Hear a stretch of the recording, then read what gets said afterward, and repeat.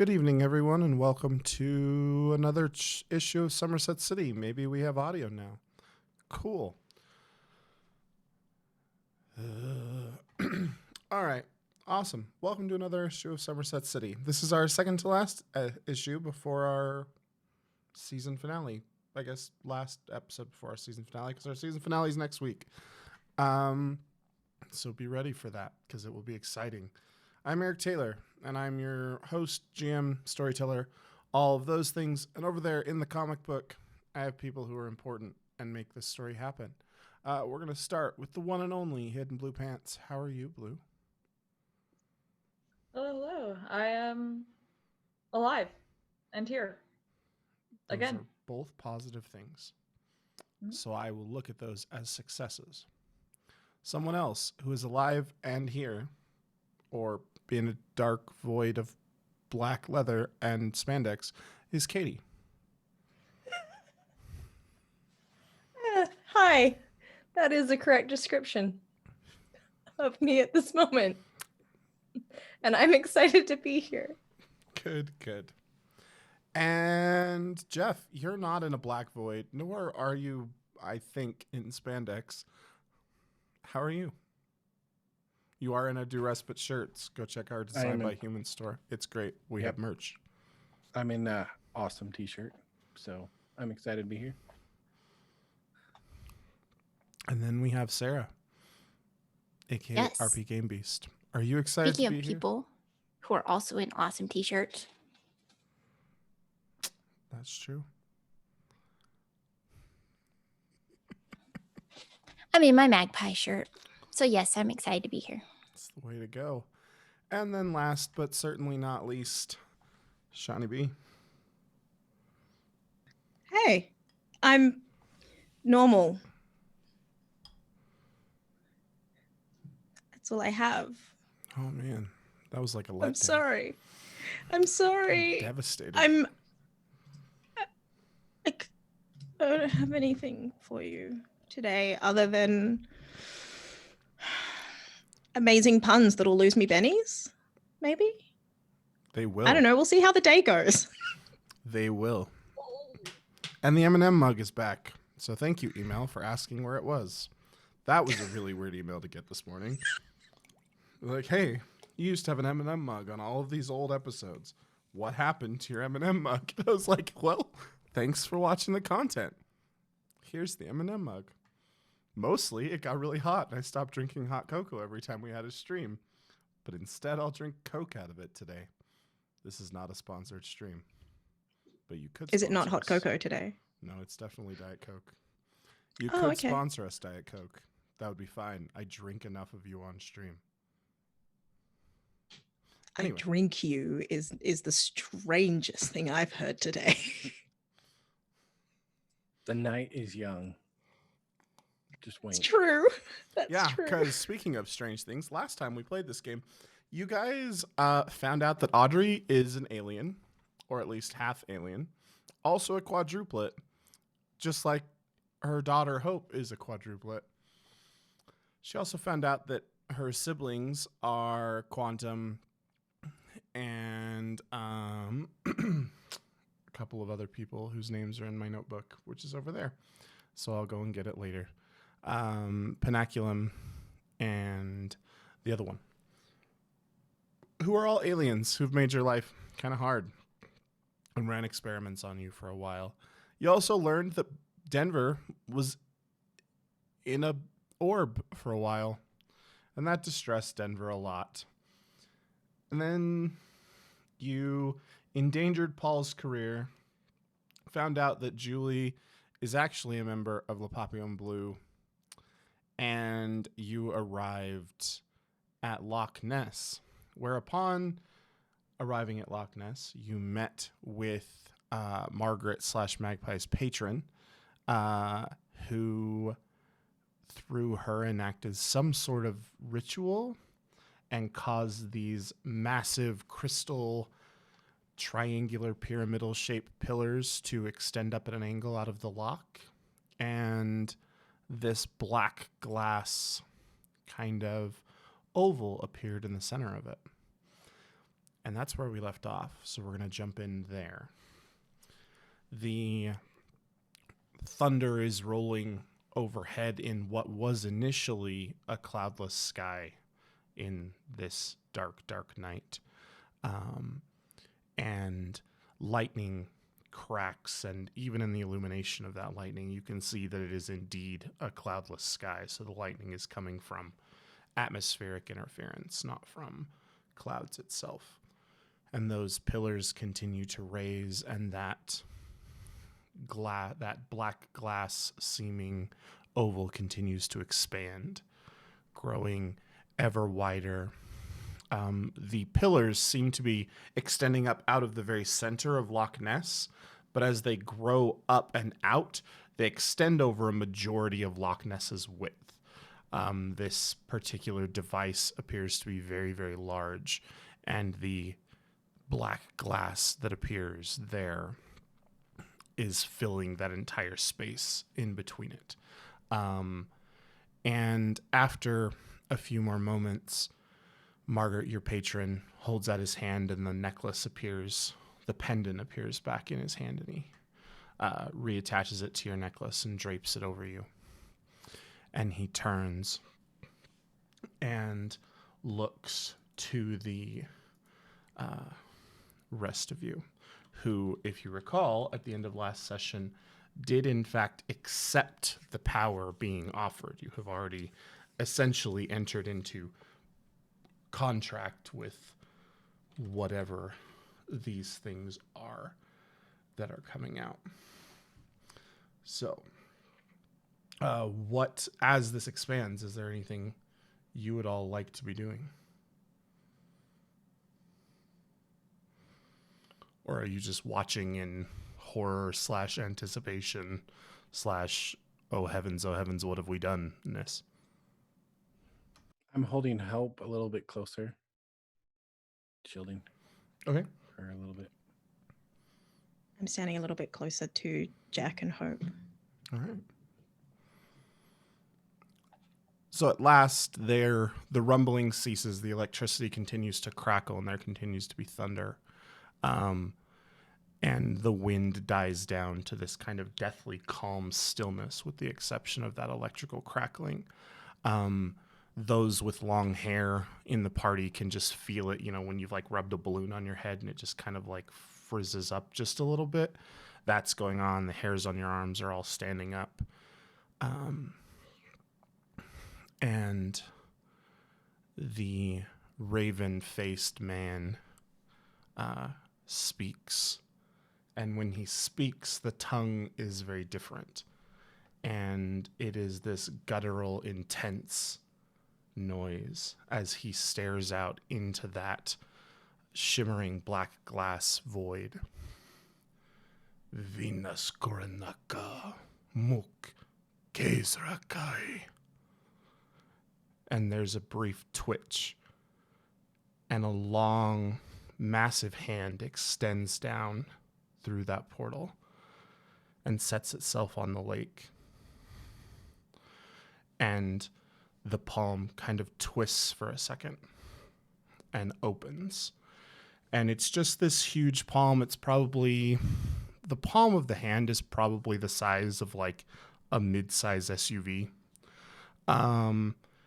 And there in the center of it, there are just 4 kind of motes of light that glisten for a moment. And they raise up, and he hears there's this deep kind of guttural rumbling in the thunder. And Margaret's patron kind of tilts its head and listens and looks to the 4 of you. You have been accepted for this responsibility. Earth will be under your charge. And he bows and he says, Riznakana desmuranak. And the hand slowly slips back into that black glass, and those 4 motes of light hover there in the air. And then there's this very bright flash from all four of them. When the four of you open your eyes again, you find yourselves laying on the ground.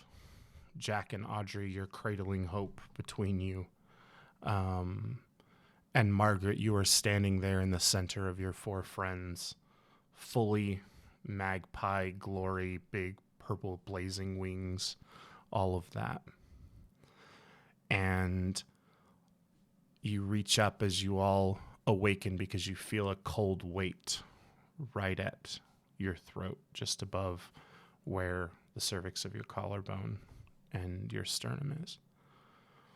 And as you reach up and touch, you feel this cold metal, and you feel a leather band wrapped around your neck. Audrey, as you kind of feel, yours is very distinctly two-sided with a divide right down the center. And you can feel a distinct difference in how the metal feels, almost as though it's two different, not just two different textures, but probably two different metals that have been fused together in one. Jack, yours is literally a lightning bolt that is just hanging on the edge of this band. Gabby, as you feel around at yours, there is just that very artistic rendering of, like a flame, like a candle's flame. But as you feel yourself wince slightly as the edges are very, very jagged and very sharp on yours. Denver, as you reach up, yours is cold, and you would expect as you reach up to feel metal, but instead you feel just a small glass ball that, as you kind of glance down and pull it away and look, just has coruscating swirls of color inside of it. And Margaret, as you look around at your friends as they come to, this initial response is fairly familiar. But it's been a long, long time since you went through any of that confusion with regards to your amulet.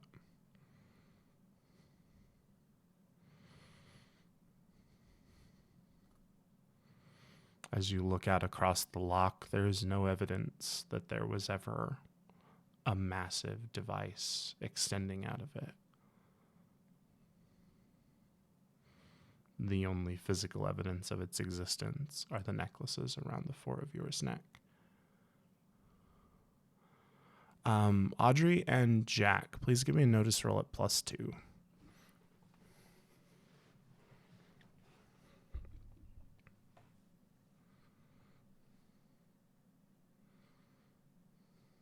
Nine.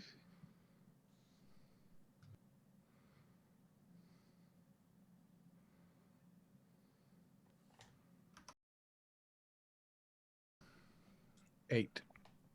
Okay. When you arrived here, the two of you had Hope wearing a small bow kind of around her head, just one of those, baby headbands that has the bow on the end.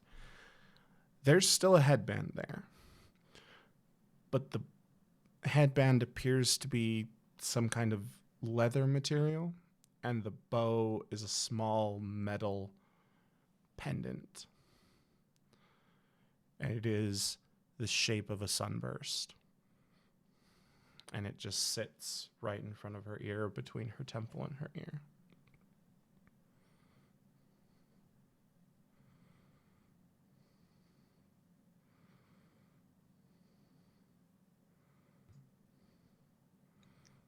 Jack? Yeah.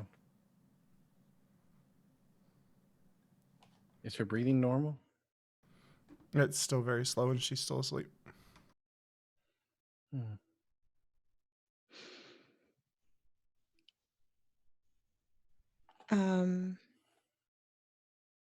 I have wings? I don't know, do you? I don't know. You have the power, correct? Yes. It's up to you. Does your power manifest in wings, or does it not? It does. Okay, then yes.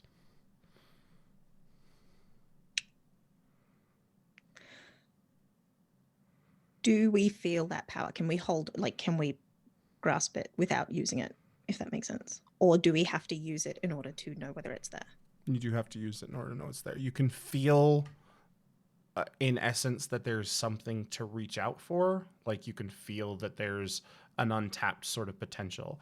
It's like when an answer is just on the tip of your tongue, but you can't quite reach it. But you have physical wings. Gabby appears to have very physically dark makeup that seems to be permanent.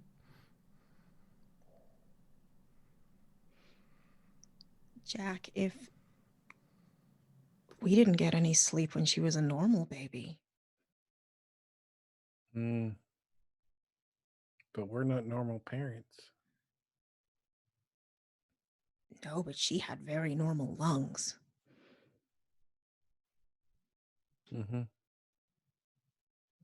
It'll be okay. We got this. I'm more confident than I don't feel as confident as I'm saying it. Yeah, I hope you feel that confident at 2 a.m. That's all I'm saying. Yeah.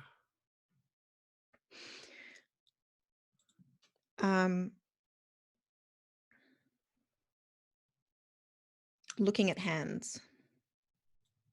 Trying to touch something. Is there grass? There's grass near Loch Ness. Mm-hmm. Lots. Yeah. Can I try to decay some of it? Mm-hmm. Does it work? If that's the powers that you put on your sheet, then yes. It is. Remember, I haven't looked at anybody's updated sheets. Oh, good to know. Okay. Right.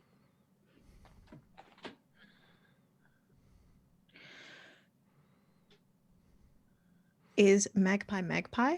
Yes. Or is Magpie Margaret? Magpie is Magpie and is standing up kind of very sentinel-ish on a rock, essentially slightly above you by probably 4 feet or so, just looking down at where you're all now starting to stir. And you hear them starting to come to, Magpie. How do you feel?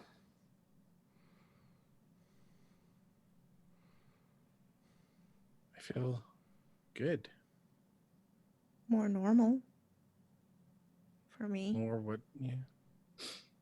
Ah, yes, because this is normal. I don't think we have any right to say what is normal anymore. Gabby doesn't say anything but pushes herself up off the ground and sprints a few, like a small distance away from the rest of you. And is going to try going through her powers.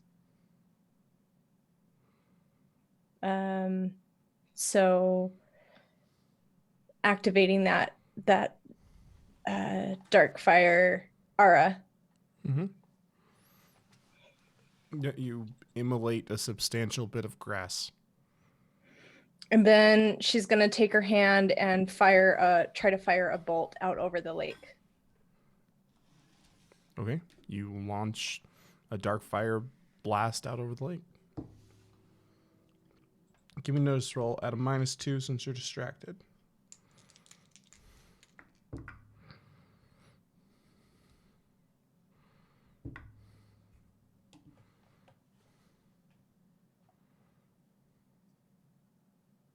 Uh, 3. Okay. Continue with what you were doing. Well, Keep playing with her powers. I guess that means Gabby feels up and ready to go. We really should be going. We need to see if Paul and Kyle and Julie are still there waiting for us. It's been a little bit, guys. Sounds fair. Okay. How far away is it from them? A couple miles. Here, guys, I got a shortcut. I'm gonna cast teleportation with the spell. Give me the roll. I want to walk. Not today. I mean, teleport. You have to go through his gate. You can choose not to. Okay. Also, Gabby's 11. not there. Gabby's several hundred meters away. So, yep, you 11. open a gate. It is that same shimmering black glass oval that's about as tall as, it's probably about 7 feet tall and about 4 feet wide.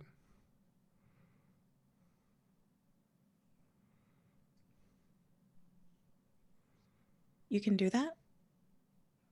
Yeah, I just have this knowledge of different abilities, and like right now I can only do teleportation. If I were to try to cast anything else, it would end that one. Your son It's can do weird. that. Hmm? Your son Yeah. can do that. But I can do a lot of things. I imagine so can he. How long does it stay open? As long as I'm feeding power into it. We should get back then? Mm-hmm. Anyone want to go grab Gabby?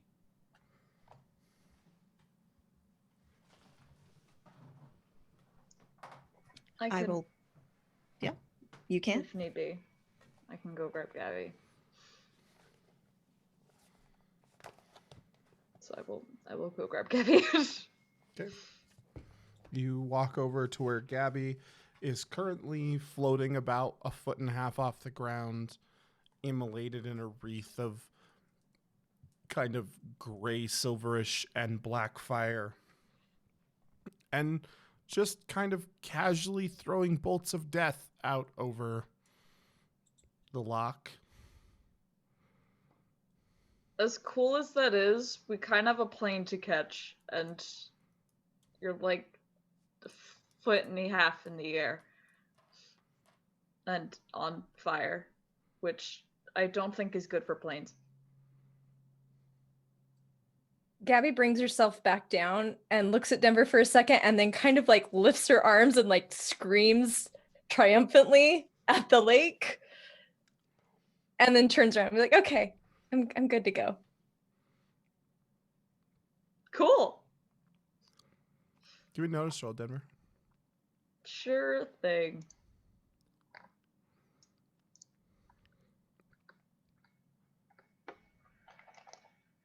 Let's do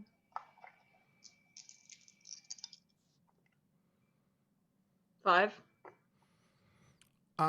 You guys aren't alone here. Interesting.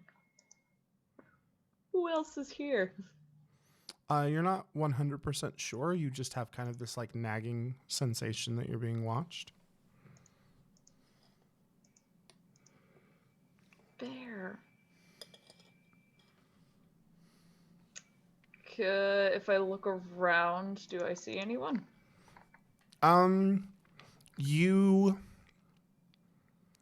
You have a general sense of like where someone is. Like you don't see anyone per se, but like you have that kind of preternatural sense with your powers that you have. There's someone kind of up on this slight rise, but you can't see them. You just know that they're there. Okay. Yeah, let's get back. Okay. You guys make your way back to where the group is. Jack is still standing there, kind of hand outstretched, holding this black glass kind of oval open.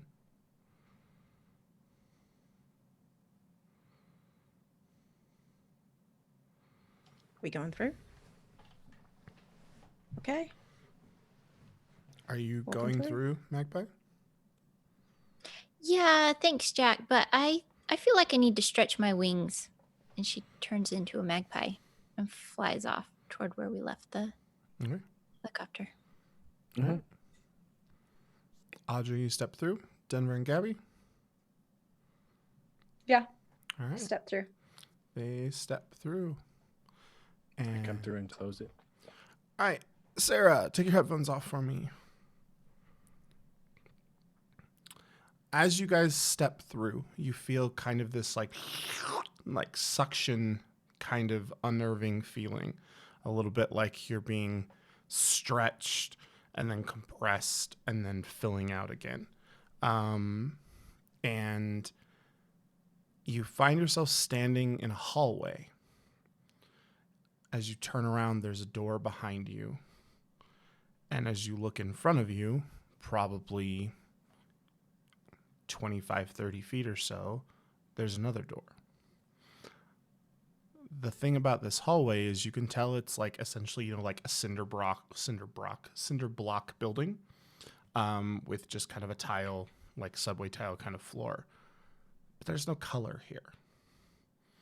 Everything here is grayscale. And there is just this kind of faint, soft, kind of almost sound in the air. Well, that's creepy. I suggest we go through that door. Were we supposed to come through here? This is the first time I've cast this. Okay. I thought of the location I wanted. I knew the spell in my head. And I Yeah. cast it.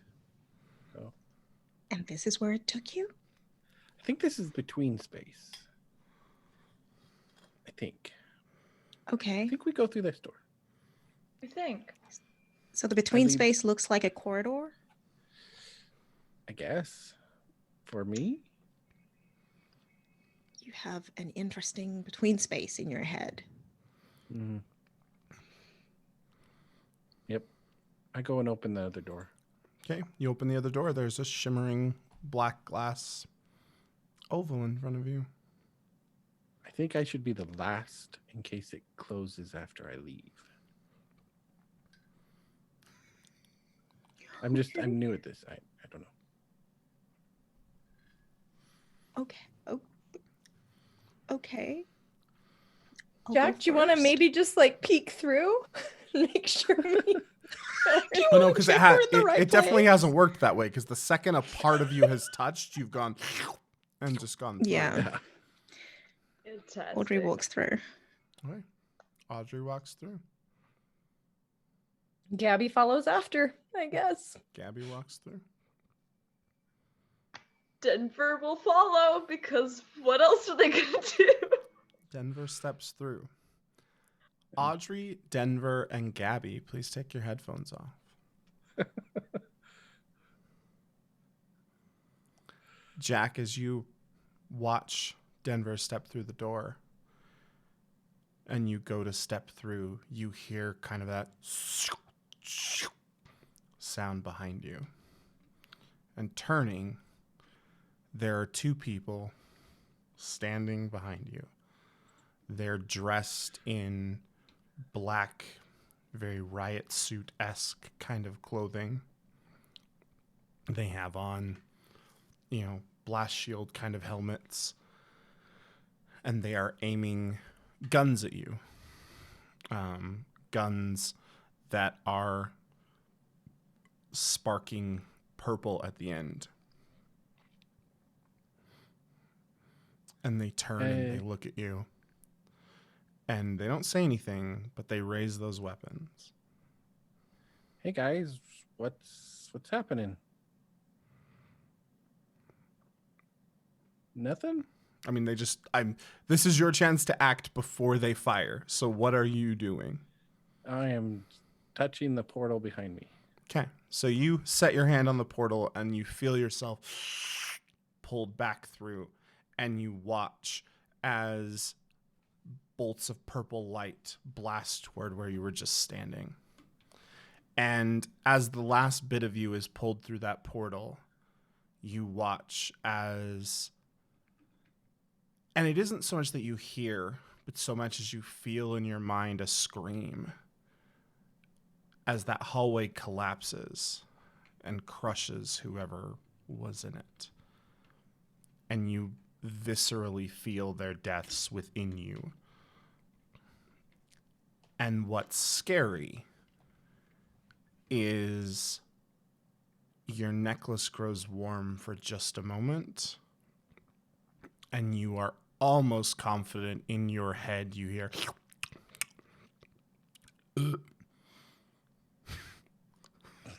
as a thing. And you step out on the other side, and I will pull the others back in. Okay.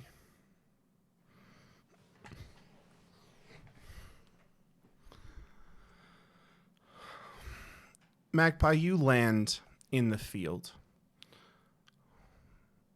a little bit later. But the other three of you,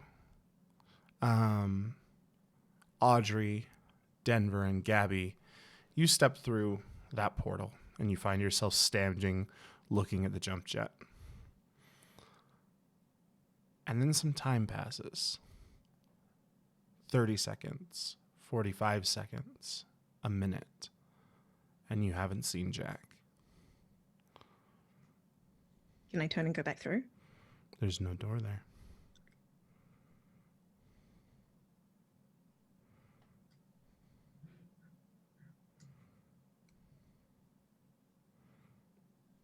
Audrey is panicking. Which one of you is going to spend a Benny to say that they had hope? I assumed he did. Okay. Yeah, I had a. All right. So Jack has hope. So that Yeah, means which is there's why I'm no Jack panicking. and no hope. Yeah. Magpie, you land on a tree looking down, and your other three friends are there. But there's no Jack and there's no hope. Audrey's flying straight up to see if she can see anything, anywhere. Okay. Give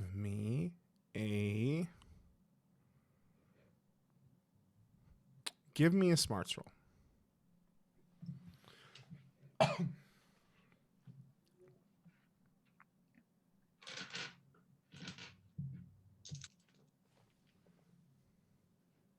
Eight.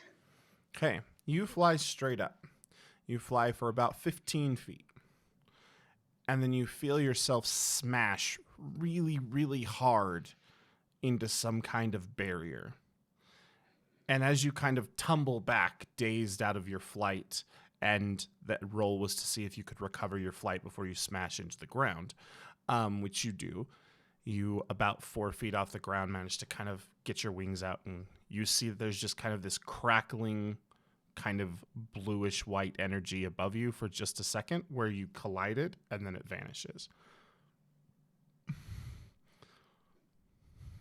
And as that happens, you hear the like the pneumatic lift of the jump jet's like landing gear, like the bay door go down, and you hear that clack, clack, clack of boots as the three people from the ship come out, guns raised, looking around, and when they see all of you, they kind of stow their guns. And Paul looks at Gabby, and he's not super subtle about giving her the up and down in her black spandex leather suit. But as he looks at her and he kind of raises an eyebrow, he says, "I'll be honest, we didn't think you were coming back." Why would we not come back? It's been 2 weeks, Gabs. What? You guys left here 2 weeks ago. Then you hear this bird say, "I did say it had been a while." I'm like, the guns all like go up and aim at a tree again. You left with more than you came back with. What happened to the guy and the kid? They're not here. No. Jack made a portal. Sorry, what? Jack made a portal and we walked through it. That explains how you got through the net, and then he points up at the bird, and you're just too small to have set it off, so that makes sense.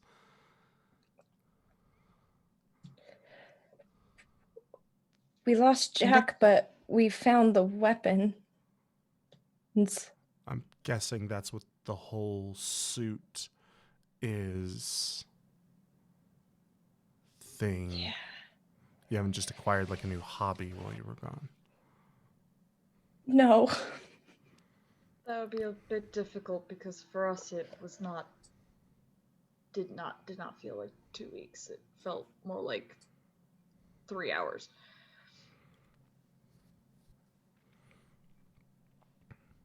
What do you mean about the net? What net? What's this net? There's an energy defense grid around us. And he pulls out his phone and he kind of sticks a device in, like the charger port on the end, and points it, and you just get this projector that's against the side of the ship. And you see the face of Jim Steve on the side of the ship.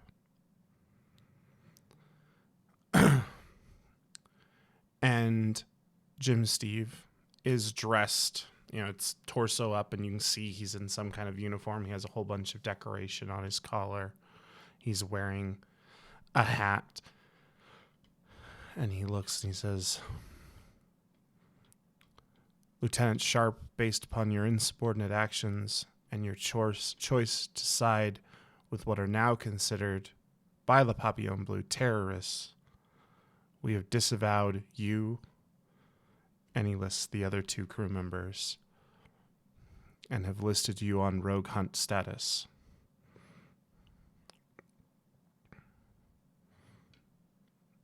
And so he turns it off, and he says, so we put up the grid to hide while we waited for you.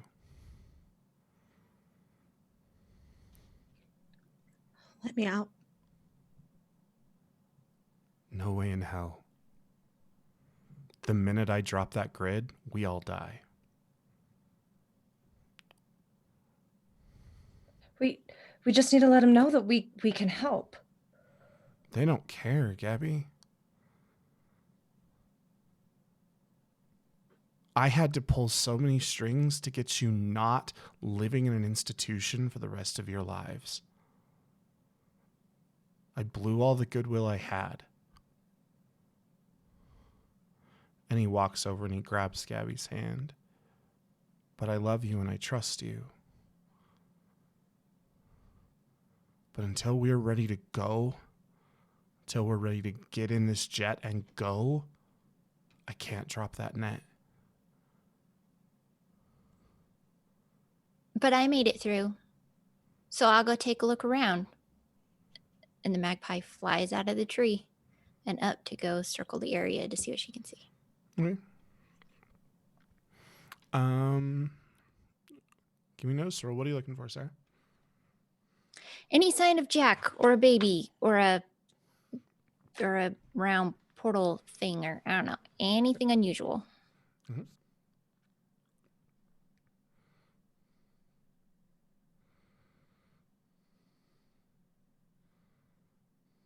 5. Okay. You don't see a sign of Jack. You don't see a sign of a baby. What you do see is multiple groups of something advancing on the jump jet's position.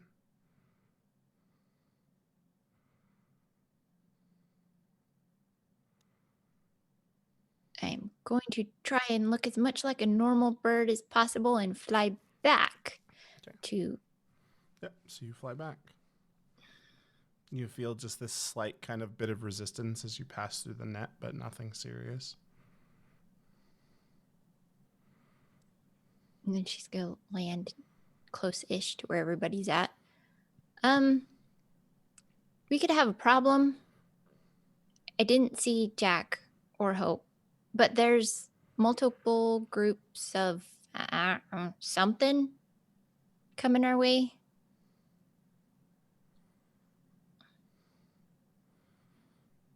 Yeah. I assumed. The net's not going to mask where we are. It's just going to keep them out.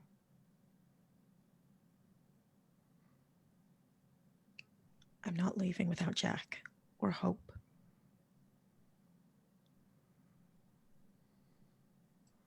But if they're nowhere near here anymore?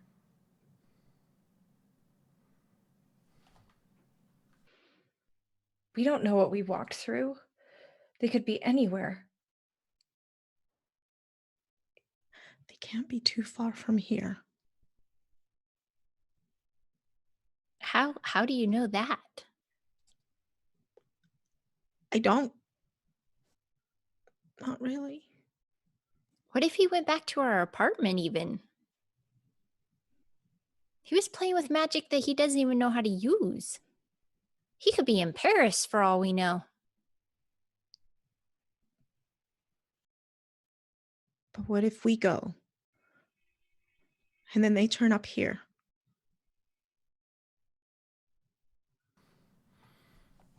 I mean, if he's opening portals that are jumping him all over the world, I think he's the one I'm least concerned about getting on that plane. Audrey, what if we don't go? And whoever that is that's starting to surround us, they get us. Then what? Then what do Jack and Hope come back to find?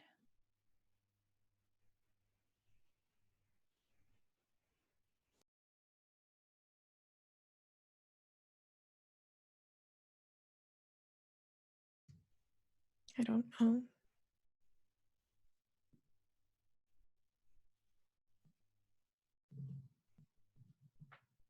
So what do you want to do? Just leave him?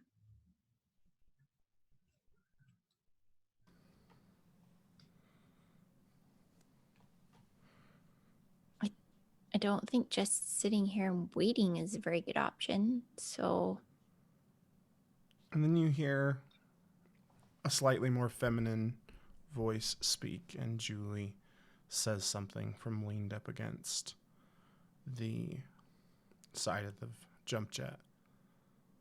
And that's not going to last forever. We're burning fuel to keep it going. So we got to make a call. We stay and we fight, and unless you have a lot more firepower going on than we're aware of, which is possible. You said you found some kind of weapon. Then we die. Or we win and we kill a lot of good men and women who are just doing their jobs. Or we get the hell out of here.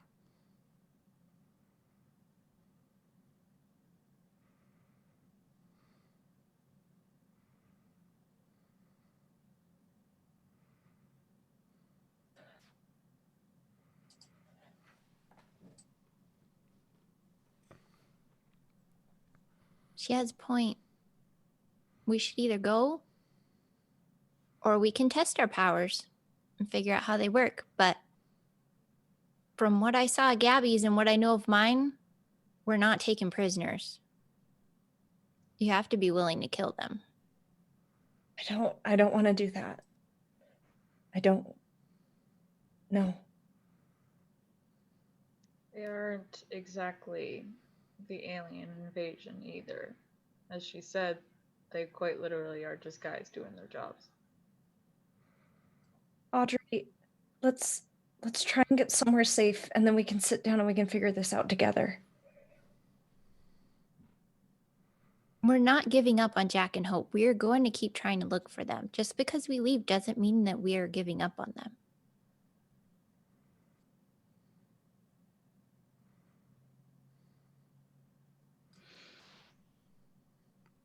Okay.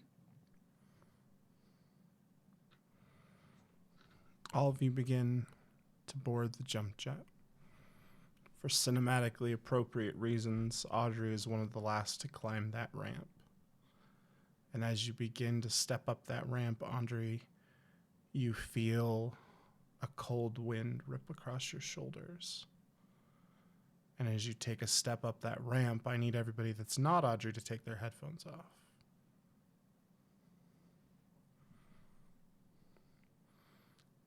Audrey, you find yourself standing in a strange, colorless landscape. You are standing on what appears to be some sort of circular metallic platform that extends probably 10 feet on either side of you. And as you look beyond the edges of that platform, you see nothing but blank emptiness. Seated on a chair in front of you, a strangely carved chair made out of some kind of metal you've never seen, is a massive figure. That figure seems to be made of shadow while also being solid, while also being made of some kind of metal. It kind of transitions between those through states of matter. This individual has 3 heads and an arm that is about twice the length of the other that drags on the floor at the end of that chair. The center head is distinctly more feminine than the two, and as that center head opens its mouth, the other two, you hear kind of this fleshy sound as they sort of rotate back out of the way, and the other comes forward slightly. Good evening, Audrey. Or do you prefer duality now?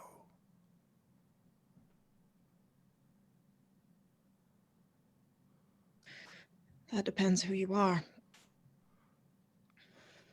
I am Corina, your patron. You wear my symbol, darling. And that, like, huge long arm kind of lifts up, and there's just this one long claw that's probably a good 1.5 feet long, and it just gently lifts that necklace off of your chest, and it drops back down. And it is then that you understand that you are being fed a very forced sense of scope in this place. And for a moment, your mind kind of trembles at the idea of how actually huge this thing is and how vast this space is. And you feel kind of this blanket sort of settle over your mind. No, child. Let this illusion stay and keep your sanity intact. The children of Earth are not ready for the secrets of the Nether just yet.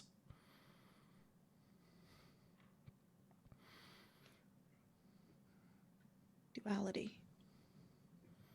Duality. You fear for your loves. They are safe.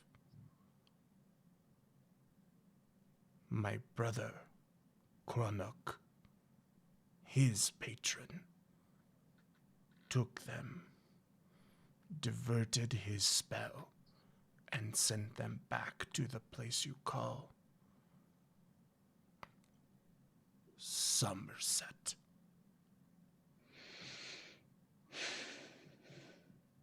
The child, she is all important.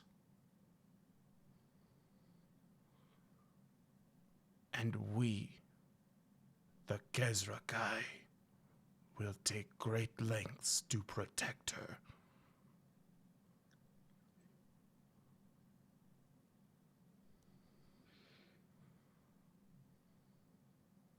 Should I, if it comes to it, should I give her up? You must do what you think is best for humanity. I will not quibble with you, mortal.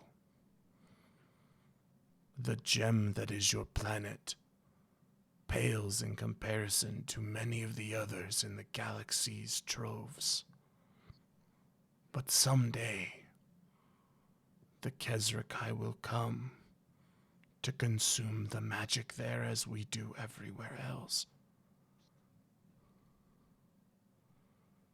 Right now, you have made a bargain. I do not know what my brother's fascination with Earth is,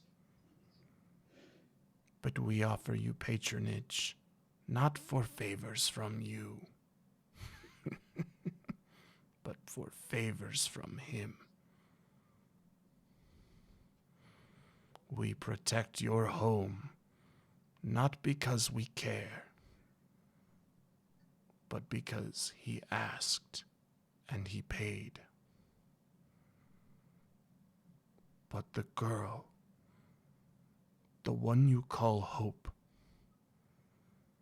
the one known as Nova, she has caught the attention of us. She is special. And you hear kind of this rumble of thunder. Time grows short, child. Soon the illusion will break, and your mind will shatter if you are here. You must return, but know your lover and your salvation are safe. And that hand kind of lifts, and you feel that long nail push against your sternum, and you feel yourself kind of sliding back. And there's that moment of terror as you free fall off that platform. And you come to again as I pull everybody else in. Kind of jolting, as though, you know, when you step off a step and there's not one that you should, you have that sort of moment as you stumble forward. And it is Julie who catches you, and she looks at you. You all right?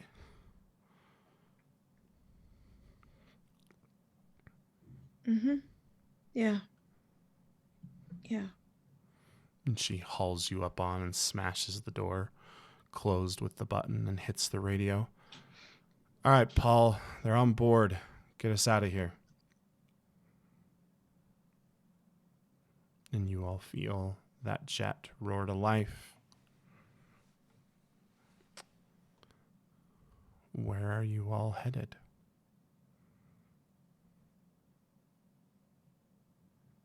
Somerset.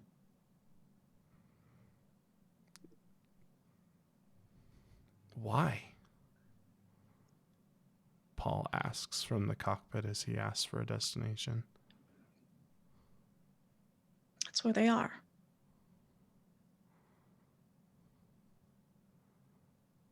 Where who is? Audrey? Jack and Hope. That's where they are. We have to go. How do you know that? She looks at Magpie. So that's what patronage is, huh?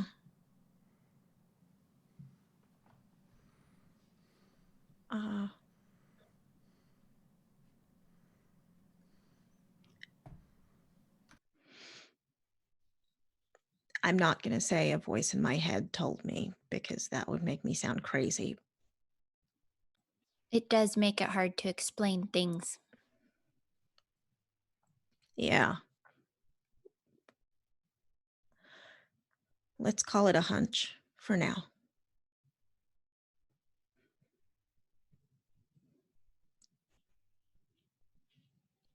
Somerset, please. Or as close as you can, then open the door and let me out. Whatever you say. And they head off in that direction. Jack, you are sitting in your apartment with your daughter. And you are a little bit confused as the whispers haven't stopped for you since you left.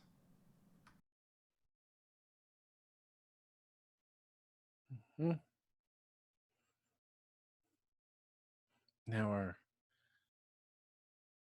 I'm trying to figure out if they're trying to tell me they're keeping the baby safe or if I should be working towards keeping the baby safe. You can ask. Now, are you keeping the baby safe or are you telling me I need to keep the baby safe? And there are whispers through your ear, and you get the distinct impression that they are looking out after the baby.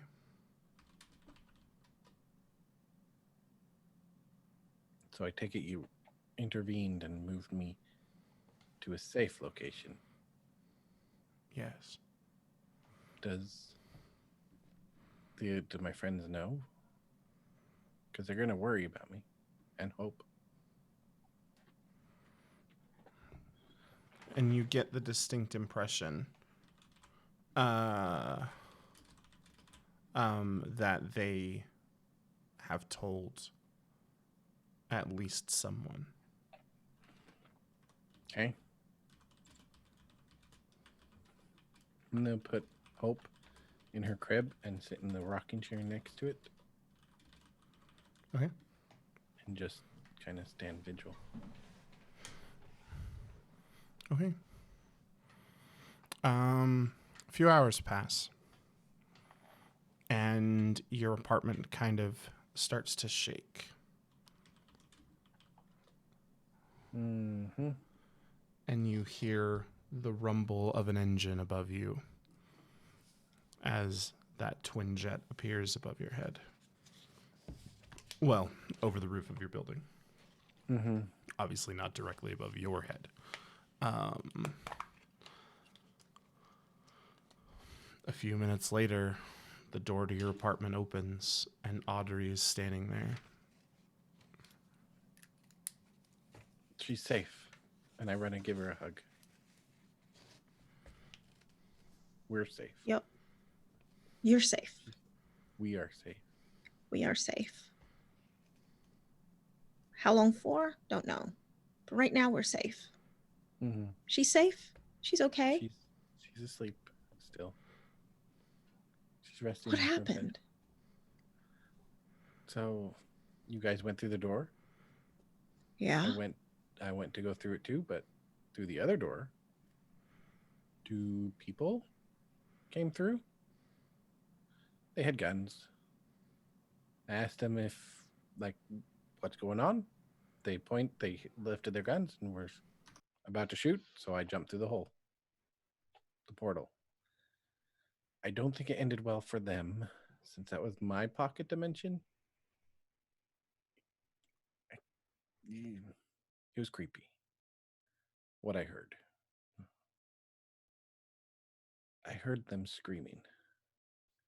And then nothing. So I think I killed them.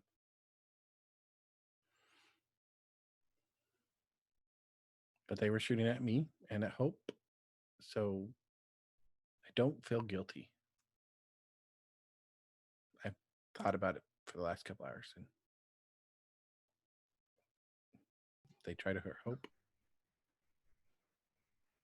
No. No. No one will take our hope away.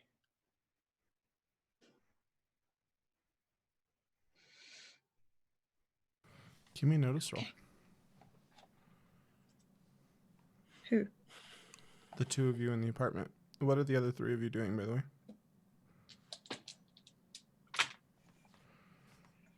I would like to go talk to Paul. Okay. Does this have to do with? Sorry, it's a power thing. Hearing and or seeing. Seeing. Okay. 7? Sorry, what? 7?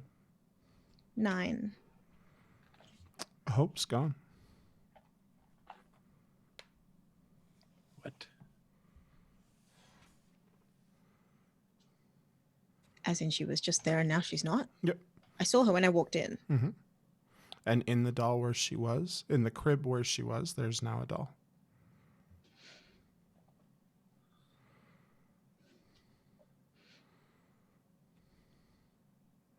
To the room in general. Where is my baby?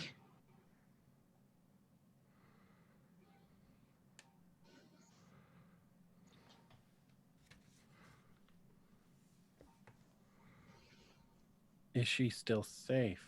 That's what I say that to the room. You get the distinct impression that she is. They've been telling me they're going to keep her safe. They've Who's worried. they? Those voices we've heard, where we got these. The same voices. You've met yours? I've heard. They've been whispering to me about keeping the baby safe since I got here.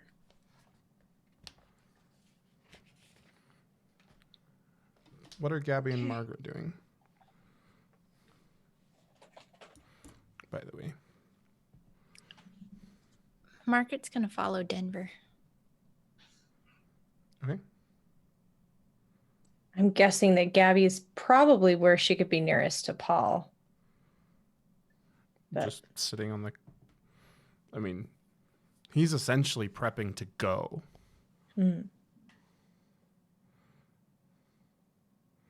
So as you're sitting there with him, Margaret and Denver, you walk in and interrupt a moment of him essentially kissing Gabby goodbye. And he turns and looks at the two of you. Impeccable timing. Yeah, that seems to be a habit of ours. Not interrupting that, just weird timing, I guess. Right. Can I ask you a few questions?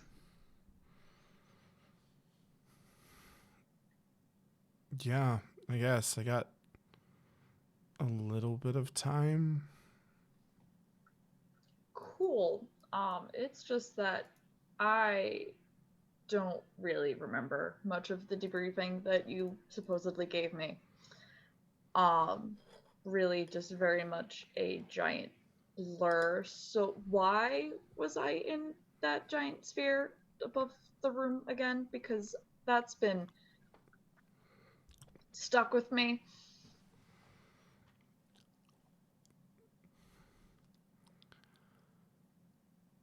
Do you really want them here?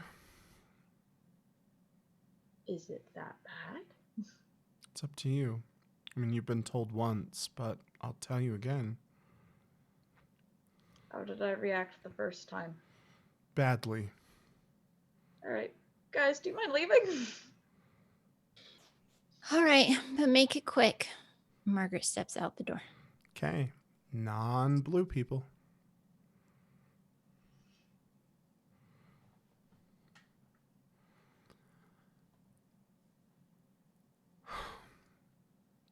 So you don't remember. No.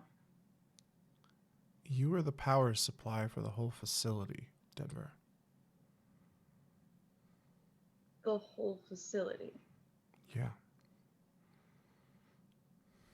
And he reaches over and he punches some buttons on the console. And he says, I'll see if I've still got access, but you guys are going to have to get the hell out of here quickly because this is going to flag where we're at. And it pulls up an X-ray. And running down the length of Denver's spine is a large metallic object. That metal, same stuff the spike's made out of.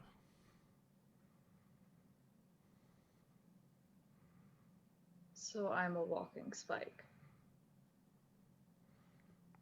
Yeah.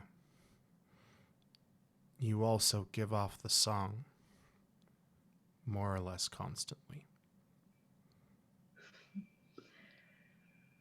Right. So basically, they have probably a strong chance of just turning that on whenever they want.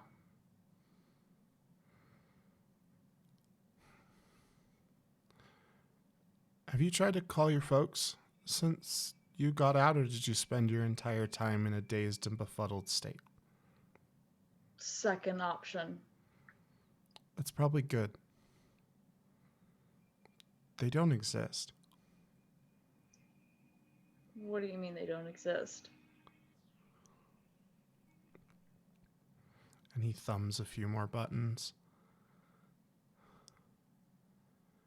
How much do you know about chemistry?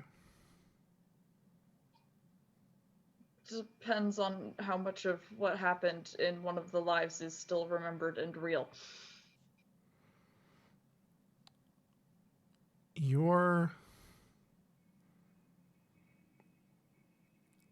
And he kind of reaches down and he pulls out a knife and he holds it out to you. Cut your palm.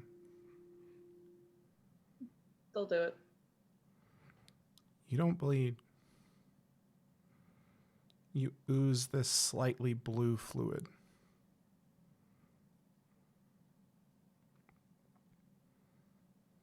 Does that... So I'm not human, No. then. Am I one of them? No. Am I even alive? If I have a giant spike for a spine that radiates the very song that they've been playing You've got to a knock brain. everyone out. You've got a heart. And you're covered in flesh. But your skeleton's made of something else. And your spine is made of something even different. Cool. And that stuff in your veins, it conducts more power than we've ever seen. So I'm a weird battery. I think you're a weapon. I think you're a warhead. Warhead? That's a new one.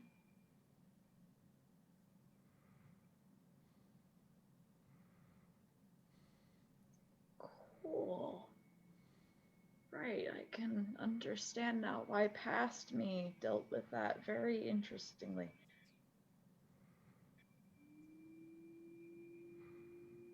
Right. Anything else I should know about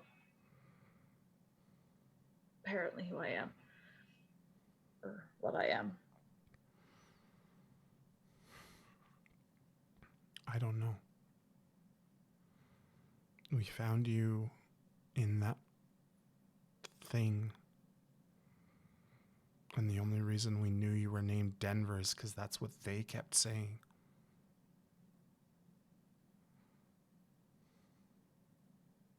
Oh.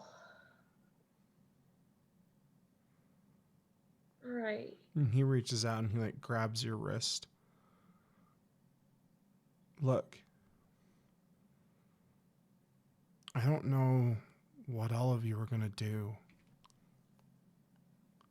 But even without whatever you guys did out there,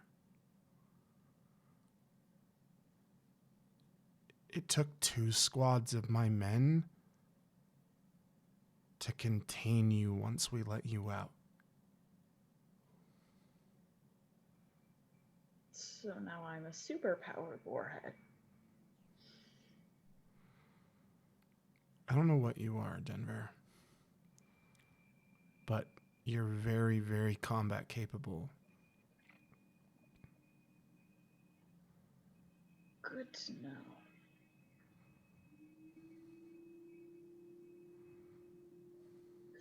Sorry for possibly hurting any of your men.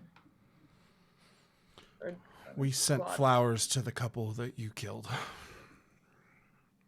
Oh, great. I kill people. It happens. Yeah, well, I didn't exactly intend it. No. And that became pretty clear pretty quick. Well, at least there's that.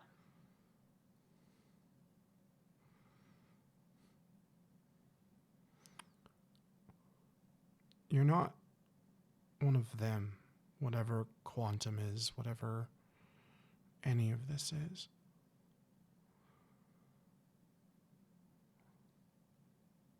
And they went to a lot of efforts to keep you locked down. You're not artificial.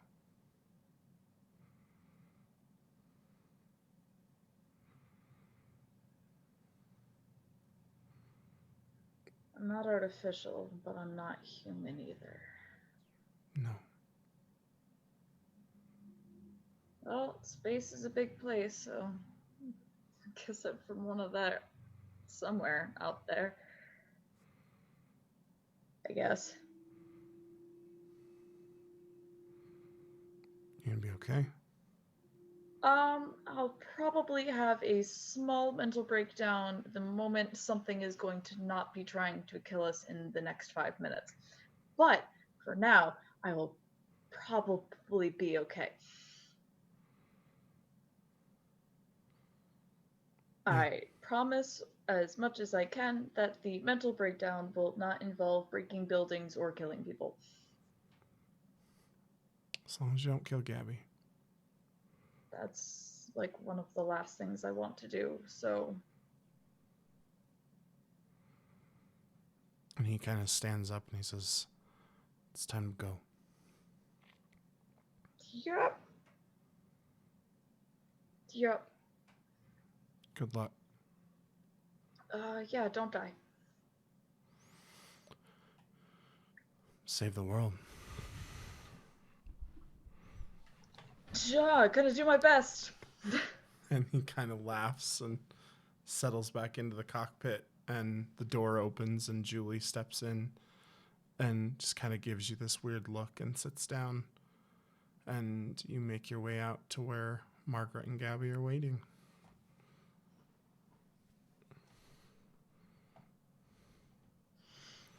Margaret and Gabby in Denver, you make your way down and open the door to the apartment to find, I would imagine, a fairly frantic Jack and Audrey.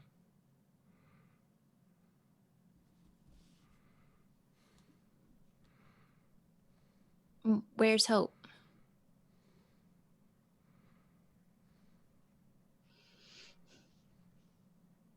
We hope somewhere safe. I just wish they had let us know. Yeah. Who had They? let you know? We hope it's our patrons. Who are these patrons you all keep mentioning? You're wearing a necklace? Hmm? The symbol on you is your patron symbol.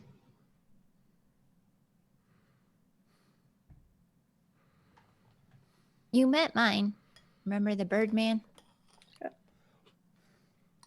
So we all have one. His siblings. Hope must have one too. She had. Little bow. Well, Yeah. not. It was a bow, but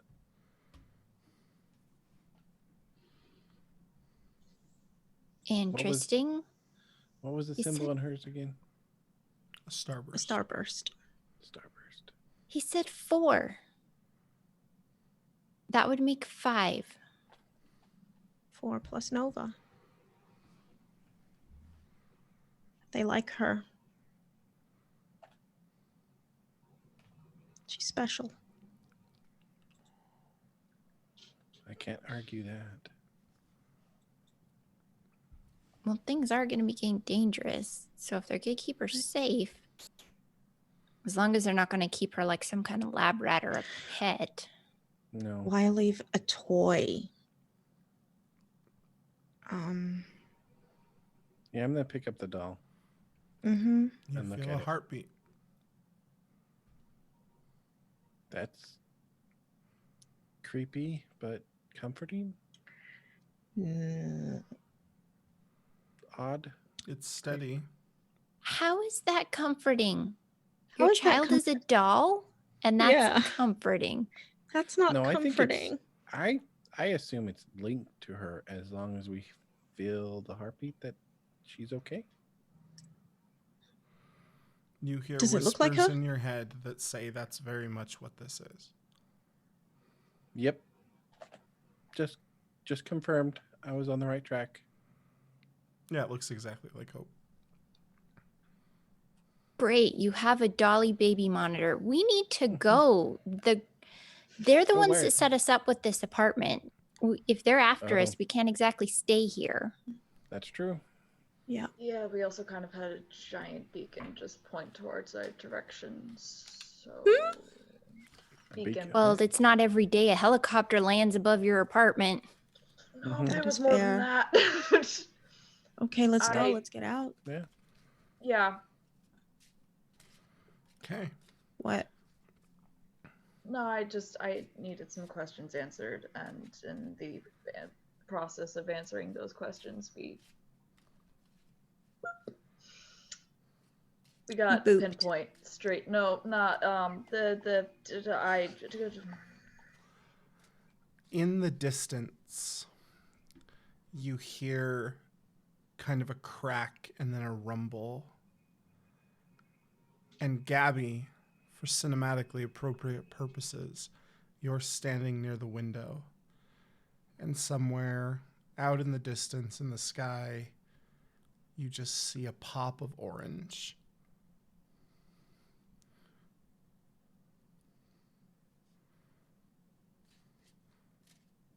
Like something hitting something Like else. something exploding in a fireball.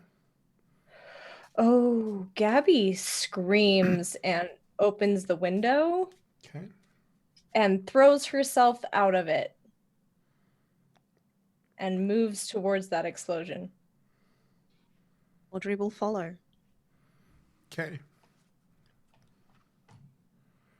Oh. Oh no.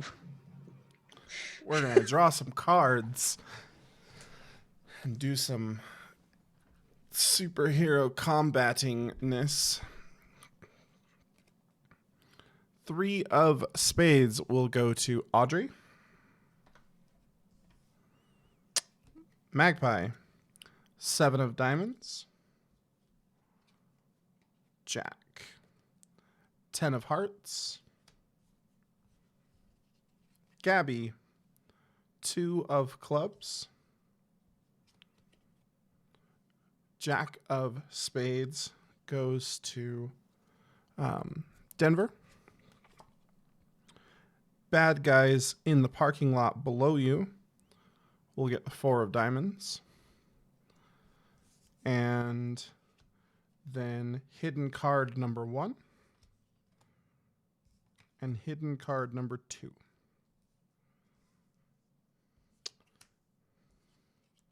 Okay. First up is going to be Denver. Gabby has thrown open the window and jumped out of it. Audrey has started to move in that direction. And you hear shouts and gunfire down below you. How high up are we again? You guys are on a 3rd floor apartment. That does not seem feasible for Bones.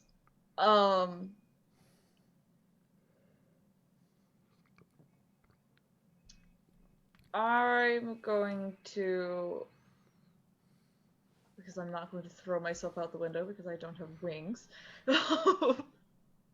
I guess I'll start making my way towards the stairs.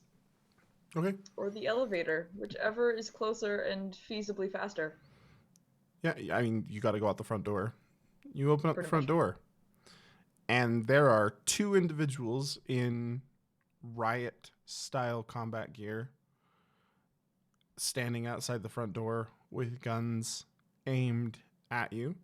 It is still technically your turn. Do they seem surprised? No. Alright, in that case, I will slam the door and dart off to the side and yell, "We got company." Okay, so Denver takes cover. Jack. Yes. I am going to cast a spell that gives me force control. Okay. Roll a dice.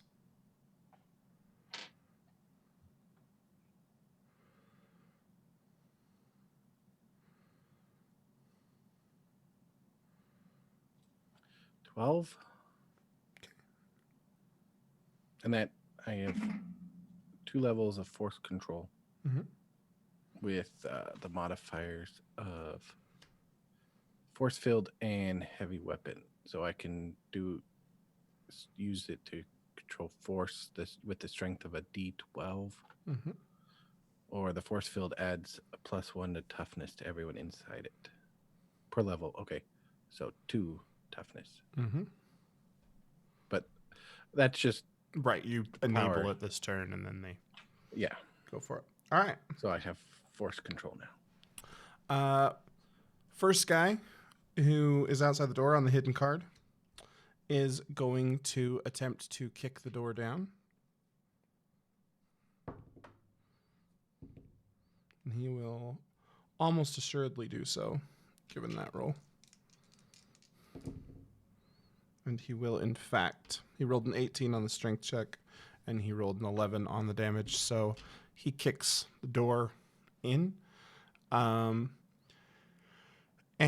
I need all of you inside to give me an agility roll. So Audrey, Denver, Margaret, and Jack, as Gabby has thrown herself out of a window and is plummeting toward the ground at the moment.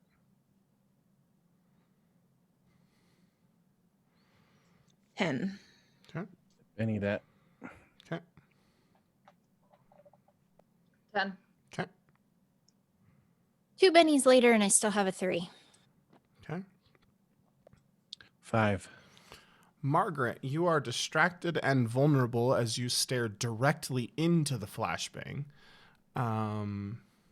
Meanwhile, Jack, you are just distracted as you mostly get out of it. The rest of you avoid the blast. And that will bring us to... you hear kind of this large clanking sound, the 4 of you in the apartment. And as you turn, there has been, the door gets kicked open, the flashbang comes in, it explodes, and then in kind of that haze, those of you who aren't Margaret and currently very blind, you see this kind of hulking metal figure kind of duck through the door and you hear kind of this rattling noise as an arm lifts, and you see this kind of chain start to rotate around, and then a hail of bullets starts to fill the air as he will take a fully automatic shot at everybody in the room. Here.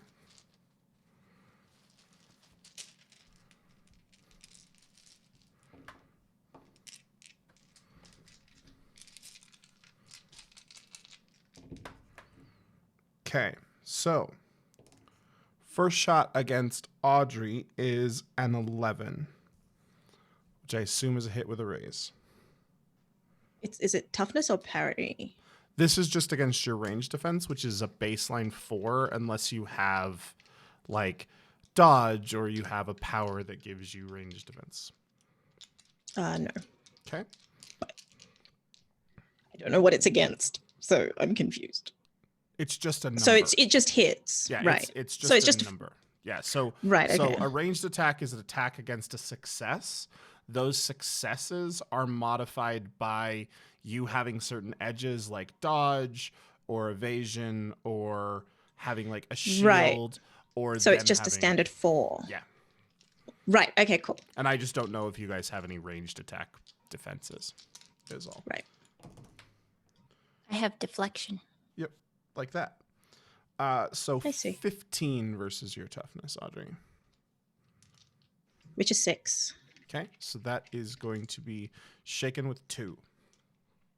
Can I soak? Mm-hmm. Yep, spend a Benny and make a vigor roll.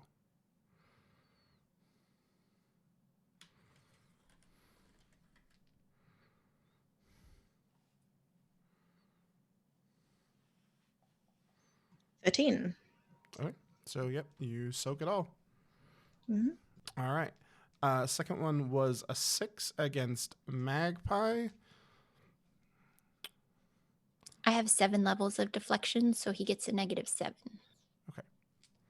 So with his +2 is an 8. So he rolled a 1. Jack, yours was a 13 to hit you.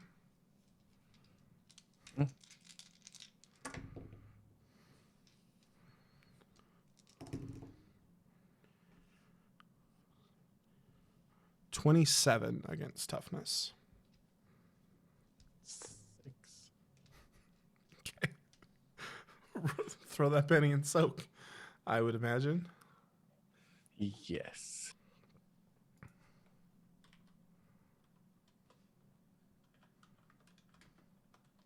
Since that's, shaken with 4. 8. Okay, so shaken with 2. All right, so the chain gun kind of whips around the room. I still need to... There was 2 more attacks, one against Denver, and then the other would have been against Audrey, but it was a 1, so it doesn't hit.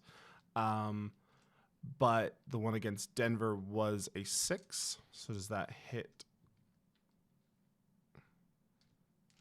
I'm trying to determine, honestly, how to... Do you 'cause I do have... have deflection. How many levels of deflection do you have? 1. 1. How much does that add, Sarah? Is that just a +1?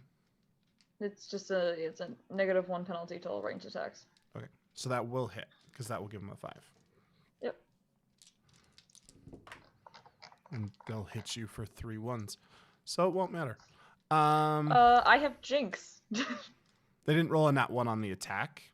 They Okay. rolled 1s on damage. Cool, just checking. Yep, no worries.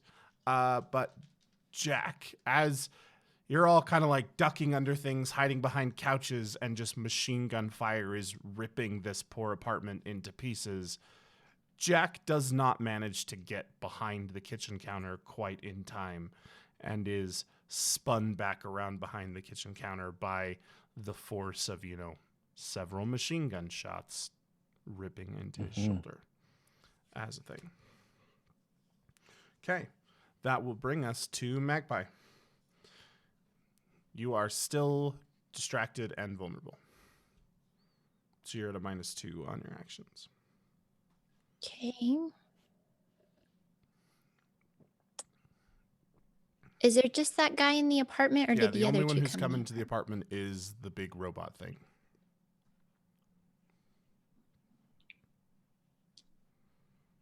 Okay. She is going to summon her orb of shadow birds Mhm. and throw it at him. Okay. So, athletics roll. From him? Or from No, sorry. I have to do an athletics roll and then to see if I hit him because I'm throwing it at him. Okay. And then damage roll. I'm talking to myself. You Sorry. are at a -4 penalty because he has deflection 4. Mm, And that's you're at a not gonna hit him. -2 from your distracted, so -6 total. There's no way I can hit him. I don't roll in that any good. explosions. Yeah, well, I didn't. I could spend my last bet. I'll spend my last penny and see what happens. What the hey? Nope. Didn't hit him. Ducking back behind whatever I can. Okay. All right. And yep, so you're in full cover and your distracted and vulnerable will fade. That will bring us to the guys in the parking lot. The 3 of them are going to open fire on Gabby. I don't know if it matters, but I have a 4 times pace for my flight. They opened fire like as you appeared in the window. Okay. Because you, like, combat started as you threw open the window and jumped out, and so your turn will be flying. Okay. I need...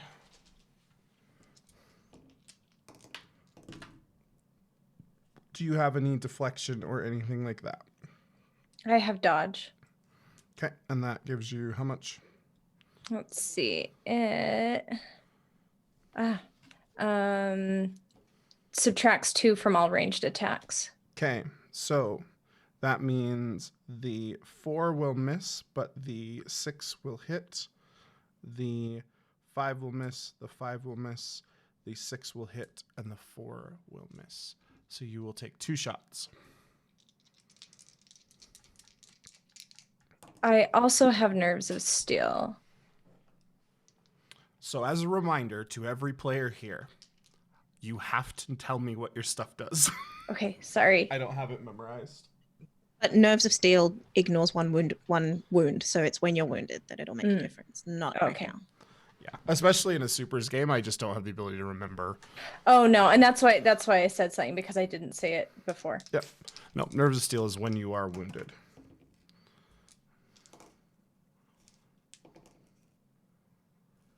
All right, so the first shot is 7 versus your toughness.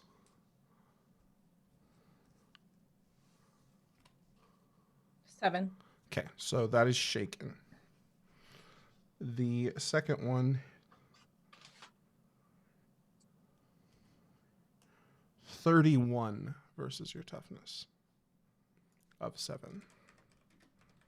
So that'll be 6 wounds, unless you soak some. Can I soak? Yep, throw a Benny. Make a vigor roll.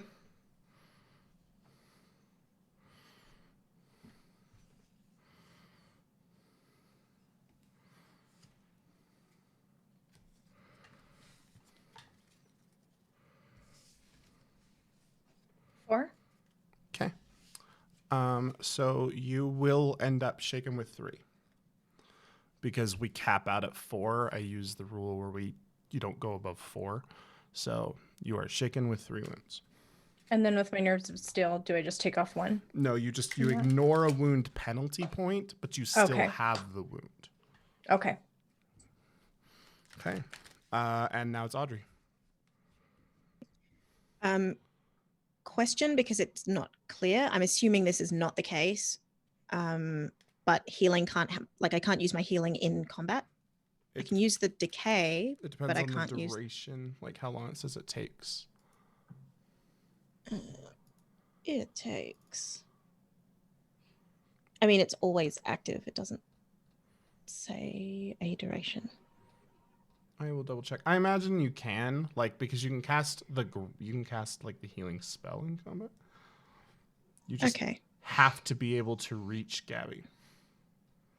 Am I not? I thought I was at the window that Gabby was at. Yeah. Like I thought we were in the same place. You essentially are, like, you've ducked down behind something. Mhm.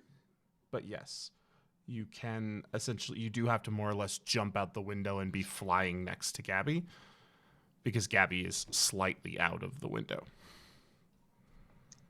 Okay. Um. So essentially, you'll have to use your turn jumping out the window, hovering in air with your wings, touching Gabby, and that will be your turn, essentially Yeah. leaving yourself a giant winged target in the parking lot. Meanwhile, Jack is inside with 2. Mm-hmm. Yeah, Gabby has 3, Jack has 2. She's going to Jack. Okay. You Same situation, but make it to not Jack. giant winged target. Yep. He has 2 wounds. You make a spirit roll at a Yep. -2 penalty because of his wounds.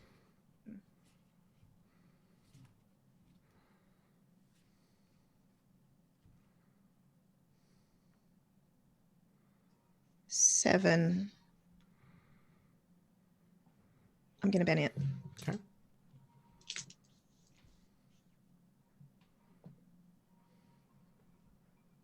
Eight. Worth the Benny. And that was with the -2 penalty? Yeah. Okay. All right. So you heal your 2 wounds, Jack. All right.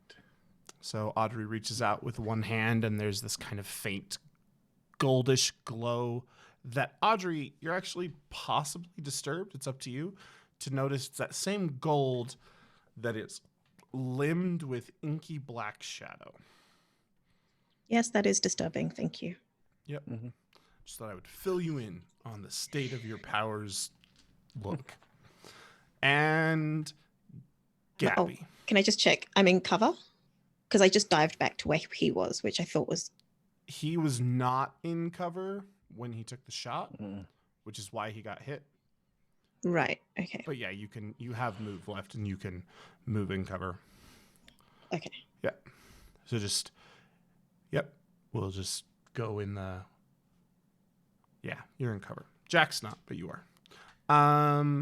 Jack is still out of cover. Gabby, it is your turn. First things first. Unshake, please.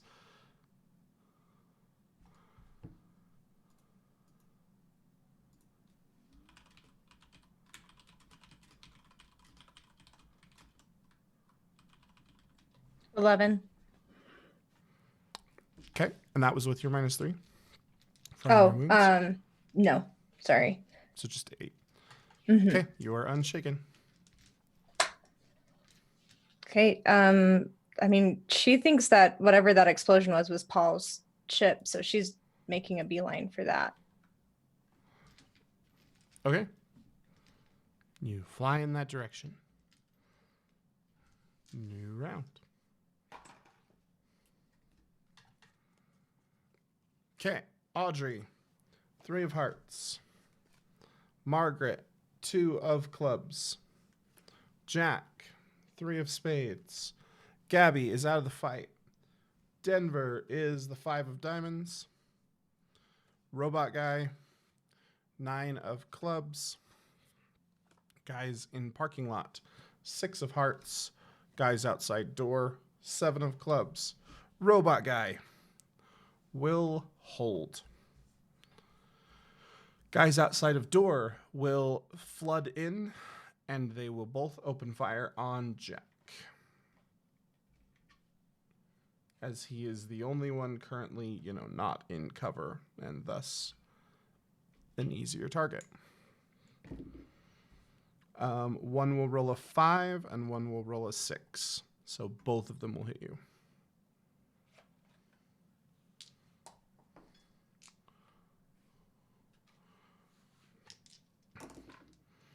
First shot is an 8 versus toughness.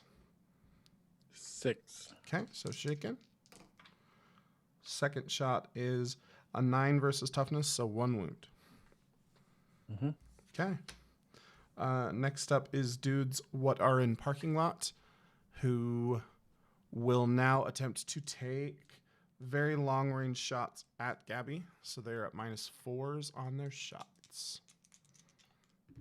-5 because of Gabby's flight. Okay. Okay. So first two will miss. Third one will miss, but the fourth one will roll a 18 -5, which is still 13. So we'll still hit you.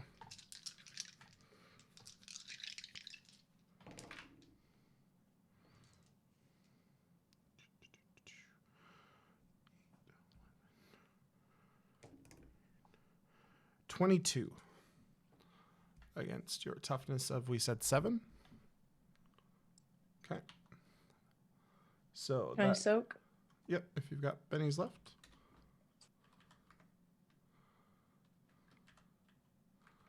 There's a floating Benny too.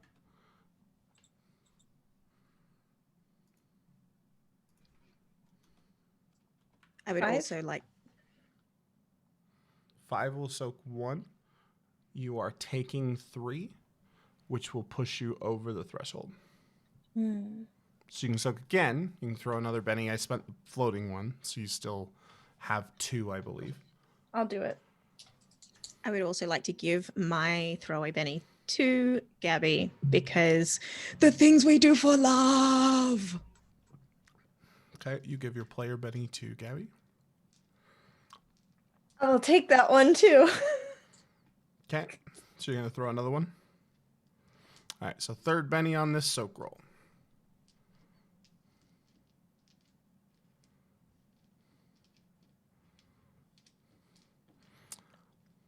Got a 2. Okay, so you guys hear a couple of gunshots, and then there's a very dramatic pause, as there would be in a comic book.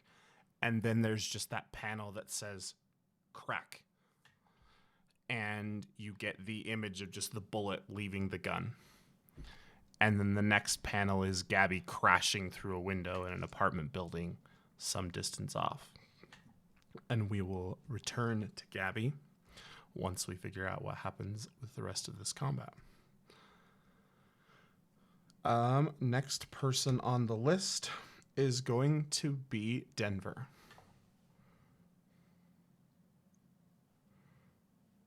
There is a big robot guy and 2 other dudes in the apartment.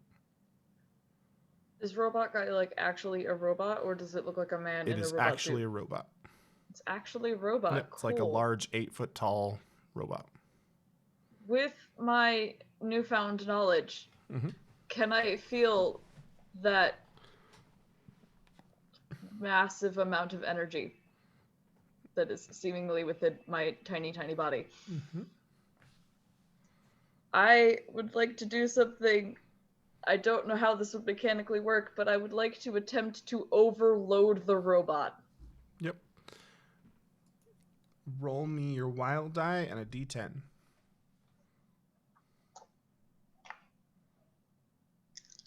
Bad guys do not always roll well. There's been a lot of double 1s on this show and an Eternium Gate. 8. Okay. Roll 9d6. Oh boy. They Please all now roll a explode. 96. 4, 5, 6, 7, 8, 9, 10. Thank you, Virus's Dragons, for all these tiny dice. They all explode, and they all get added up. One You can moment. tell me numbers if you need me to add them up. Let me just pull out a calculator, Okay. because that'll make my brain easier.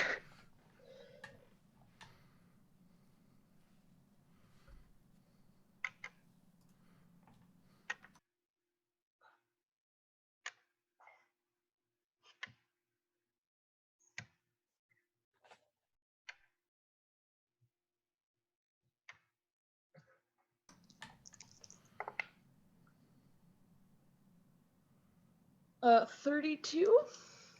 Okay. And you didn't move or anything this turn, correct? Nope. I'll just dramatically point my finger at him. Just stand up and point your finger.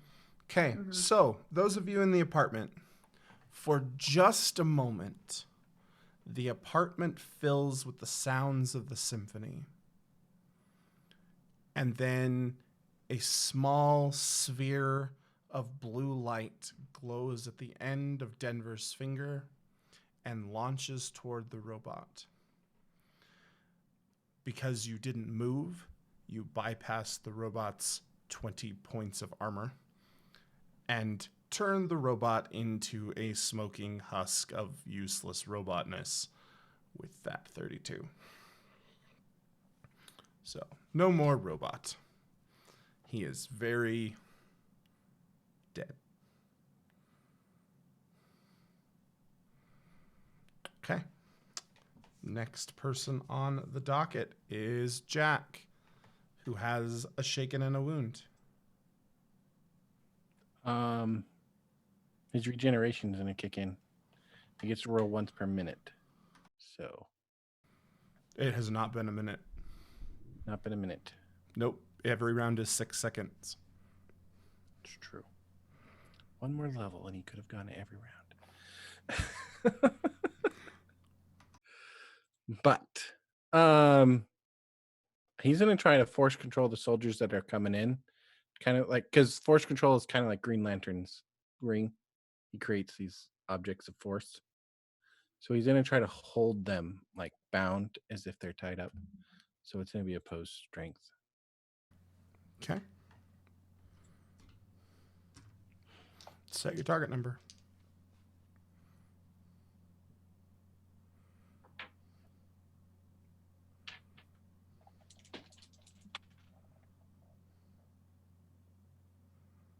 And Okay. They are restrained if that's what you were attempting to do.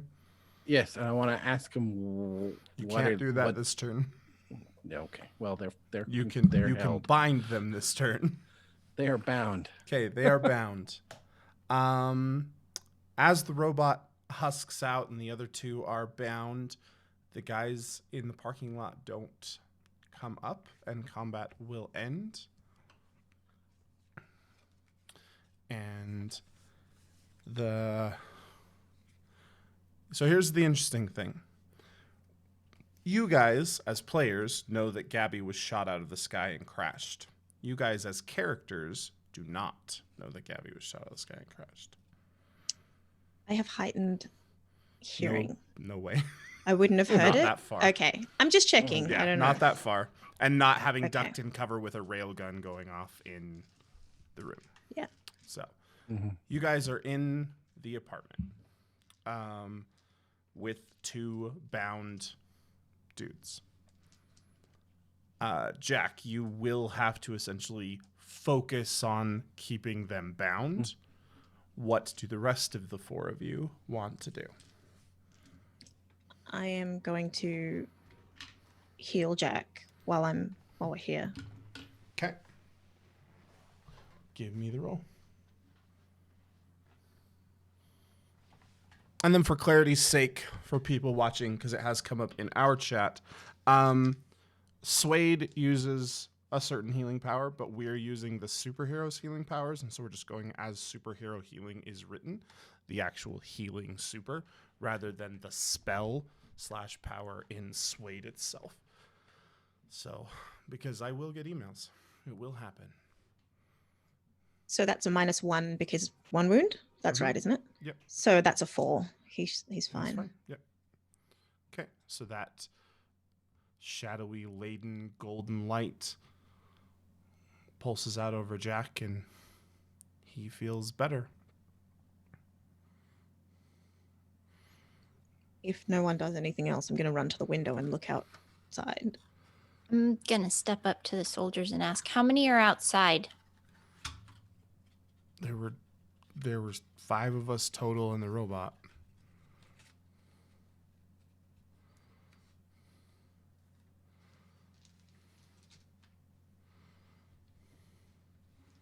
Five total plus robot. So there's 3 outside. If they're There's one still missing. here.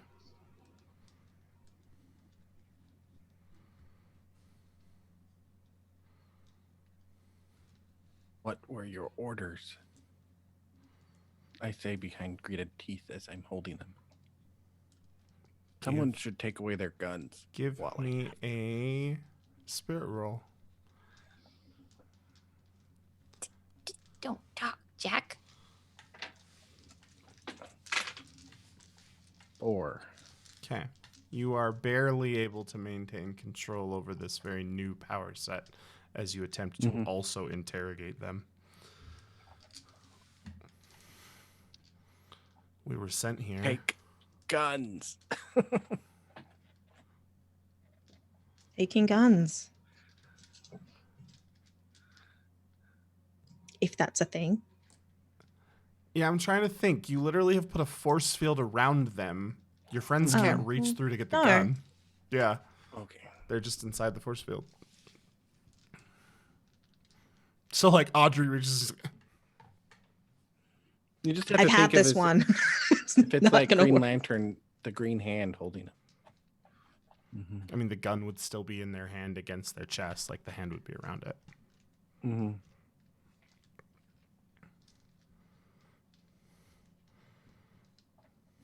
We were sent here to deal with the defectors and deal with the terrorists that they were aiding. So by deal with, you mean kill us? Depended on the resistance level.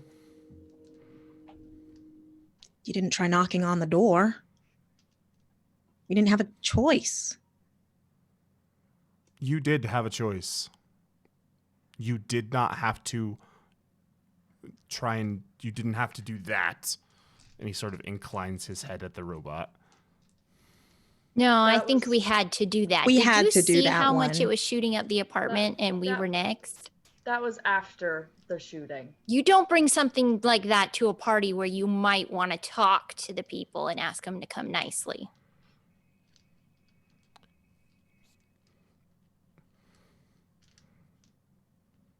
The lieutenant stole equipment. The lieutenant killed people to steal the equipment.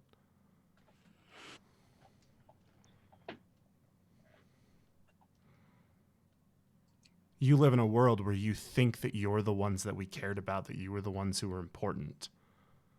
So the guns that got turned on you happened to be because you were here. I'm not yelling at you because you tried to kill us. I'm yelling at you because you're not admitting it. And you were trying to say that, well, maybe we weren't going. No. Yeah, sure. We blew up a chopper that was following us. We killed people. Just admit it when we ask you. Give me a notice roll.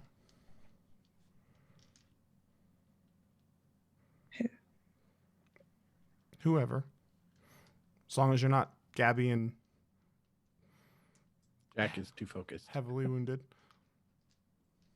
5. 7. Okay. 4. Both prisoners have begun to foam softly at the mouth. You've just killed yourselves, haven't you? Healing. Do you have res?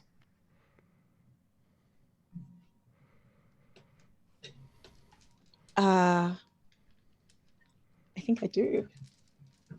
I think I have actually got restoration. No, resurrection. Oh, resurrection? No, I do not. Okay. Then they're dead. This isn't a wound poison. This is a Right. you're dead in 6 seconds kind of poison. Oh, goody.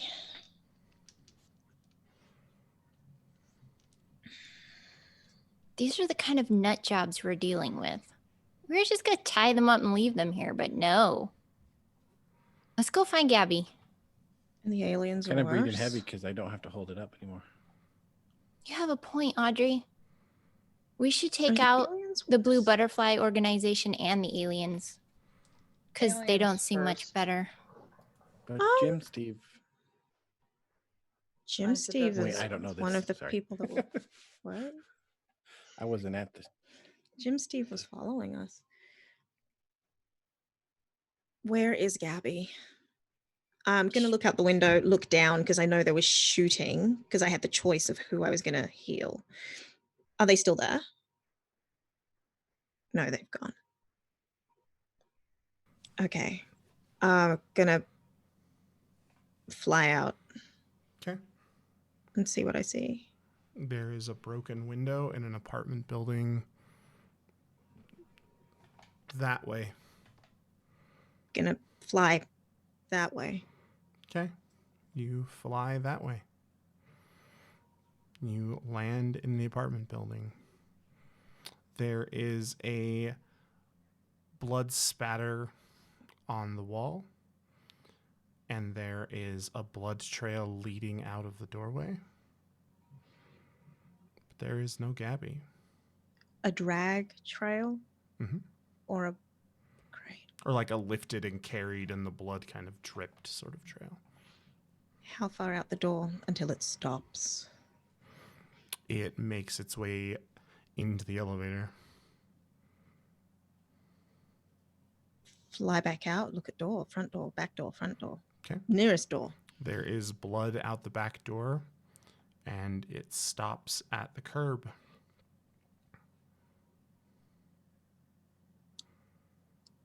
Look around. Anyone there? Watching? Nope. No. Flying back to my apartment then. Okay. You are in your apartment with a smoking robot and 2 cyanide dead guys. We need to leave. We need They to have leave. Gabby. Someone has Gabby. We will find her. We need to leave now before more Yes. get here. Yes. Bring the baby. The doll. Yes. You Baby pick up monitor? the doll. Where are you going?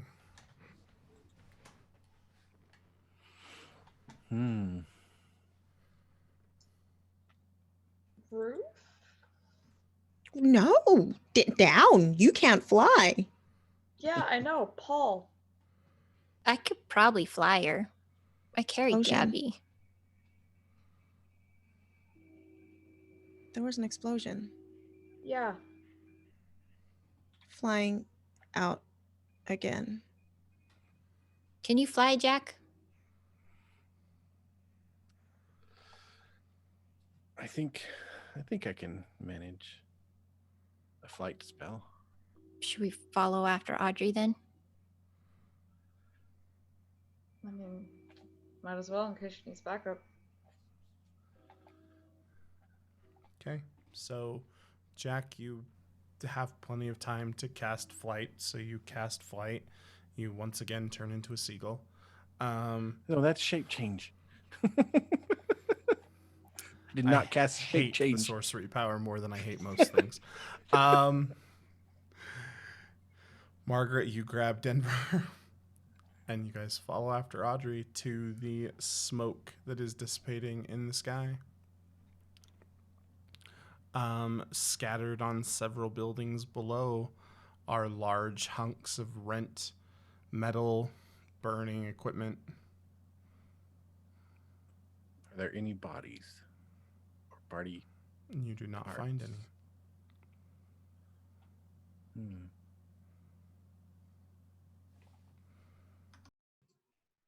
Where would they have taken Gabby?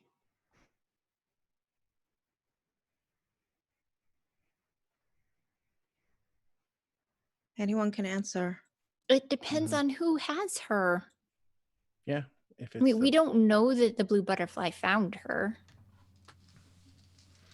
Well, they did say Who that, else? that what the lieutenant I mean, the reject only other or options. they're our best lead. Does anyone Do you think- remember where the lab we were in? Yeah, it was a ship. Yeah. Do you think Jim Steve has her? That would be Who? weird. Jim Steve, didn't he die? Wait, that was No? the We simulation. never knew the real Jim Steve. Yeah, but now it's weird to think about. That's all. We need to find her. Mhm.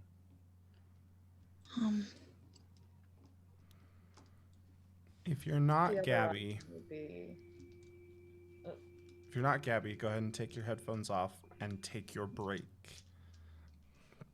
If you are Gabby,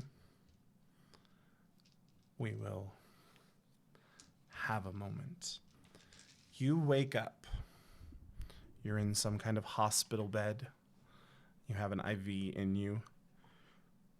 You also have some kind of metal device around your neck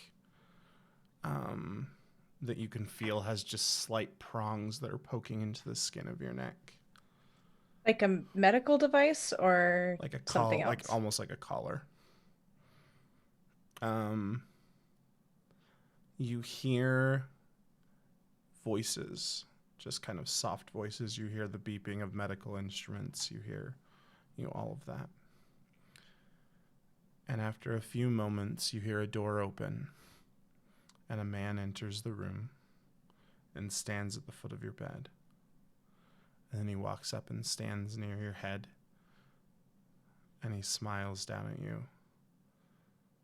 Miss Sharp, allow me to introduce myself. My name is Maximilian von Moon. It's so nice to meet you.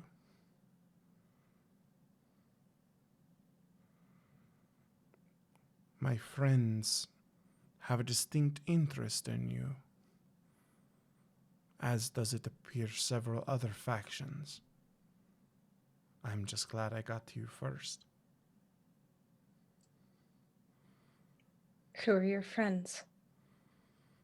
And he turns and you hear a door open. And you hear 6 distinct sets of footsteps.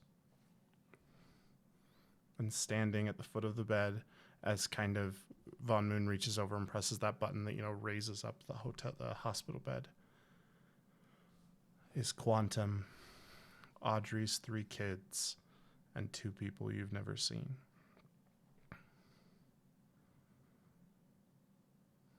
There's a new order coming, Miss Sharp. And I intend to have a front row seat.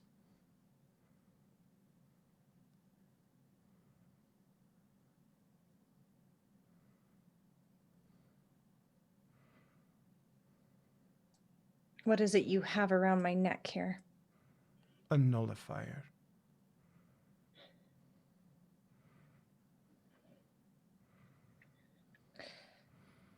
This is very interesting. And he holds up your necklace. Binaculum believes that the nullifier is unnecessary as long as you don't have this. But I didn't get where I am by not taking chances. So tell me, Miss Sharp, what exactly is this? And where did you get it?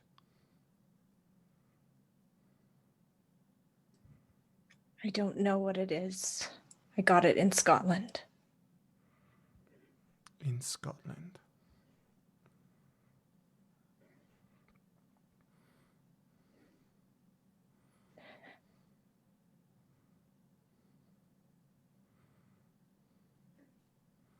You're married to Paul Sharp, no?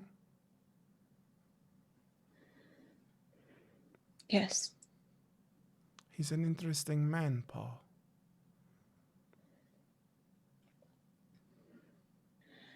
What do you mean?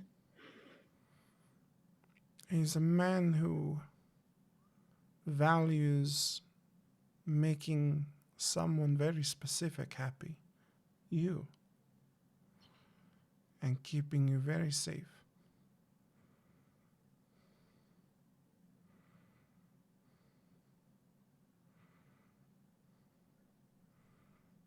It's him who sent us your coordinates when you crashed. It's why we got there first.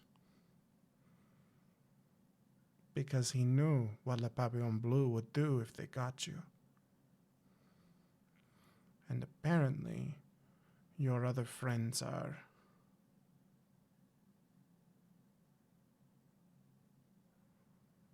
unreliable. Is he still alive? Oh, very much.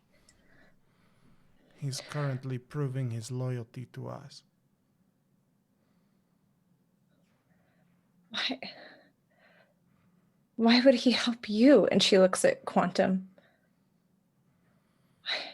And Quantum kind of adjusts the hem of, the collar of his suit. Because, Miss Sharp, your husband wants you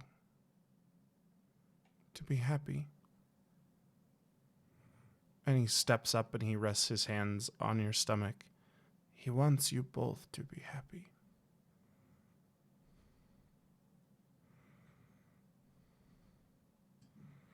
But you're the reason that all of this happened. No, the Cheerloth were always coming. I'm not the reason for that.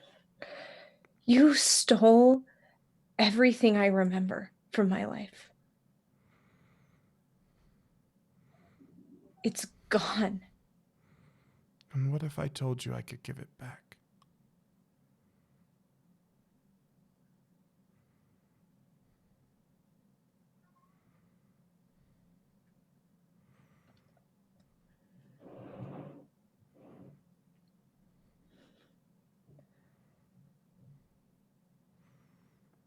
I still don't understand why.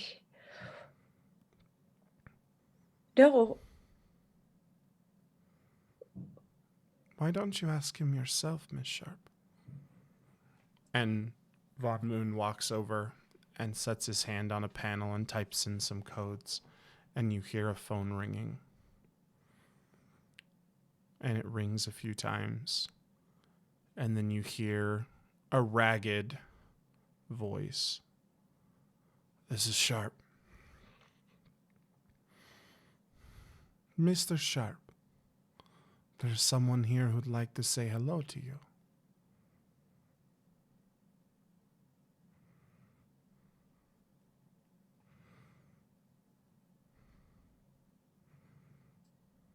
Do they hand me the phone? It's just on like a speaker. Okay. Paul, Cabs? what is happening? When they hit the jet with the missile, we jumped. And we were trying to make our way to safety. And I saw you come after us, and I saw you get shot down. I knew I couldn't get to you in time. But I knew that Von Moon could.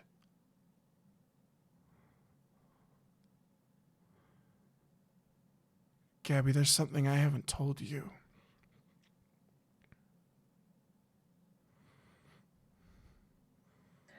What? I don't want to tell you this way. I did what I did because it's what I believe is right. What did you do? What is this? And in the background, you hear a voice. Paul. And you recognize Julie's voice. Paul, what's the plan? Where are we? And you hear pop, pop, pop. And then no sound. She screams his name over and over, trying to get a response. I've got one more, Gabs. One more. One more. And then me, you and the baby can retire to Hawaii somewhere. One more what? I gotta go, babe. I love you. And he hangs up the phone.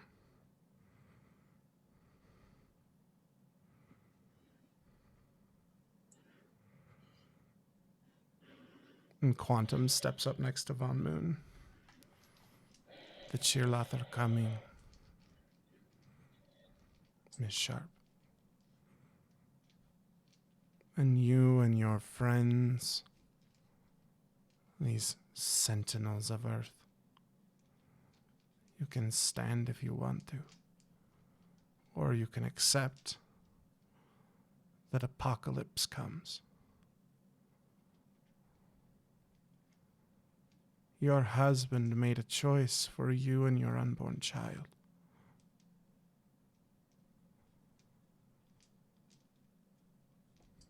I'm not pregnant. I can't. And one of the women that stands at the end of the bed, not one of Audrey's, but one you don't recognize, steps up. And she reaches her hand out and sets it against a monitor. And she places her other hand over your stomach. And you feel kind of this soft sort of electrical tingling.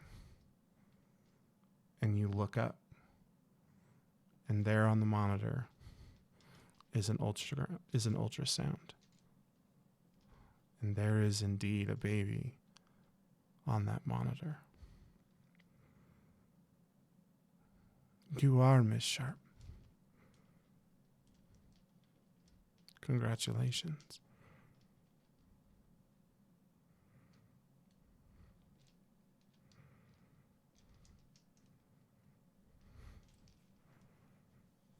I didn't want it this way. It wasn't because of us. You were pregnant when we picked you up. How? I don't know.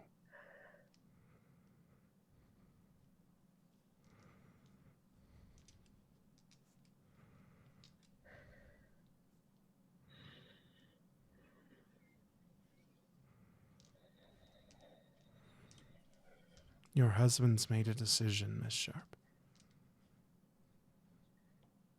Any moment now, I expect the call that the rest of his team is dead.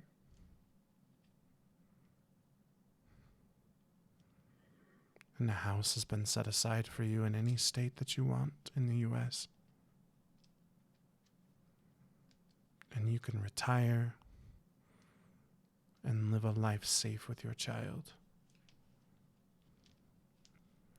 For even when the Chirlath arrive, those who do not resist will largely be unharmed, and your complicity will ensure that you won't.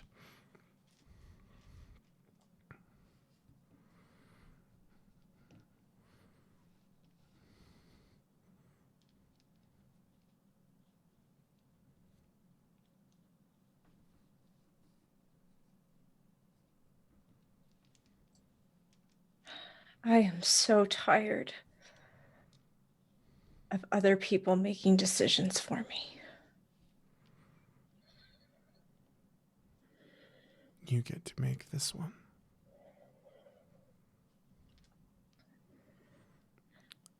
And he reaches out and he presses a button, and the manacles undo.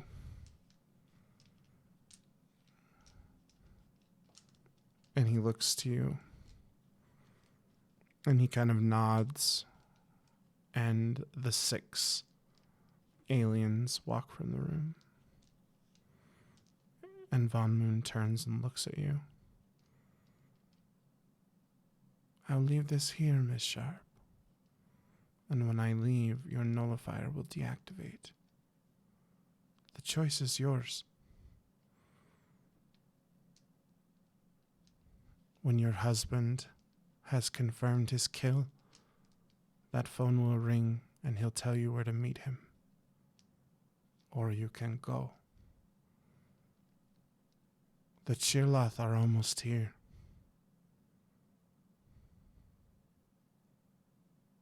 They passed Mars this morning. And he sets the necklace down with a tap on the desk, and he walks out the door. And as that door hisses shut, there's a beeping at your neck, and the collar falls to the ground.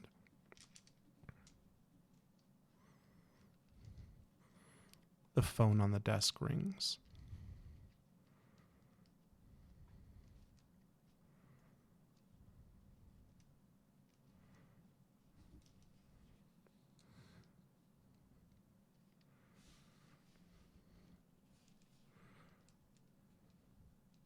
She picks it up. It's done. It was a hell of a price you made me pay, you son of a bitch. But it's Paul. done. Gabby.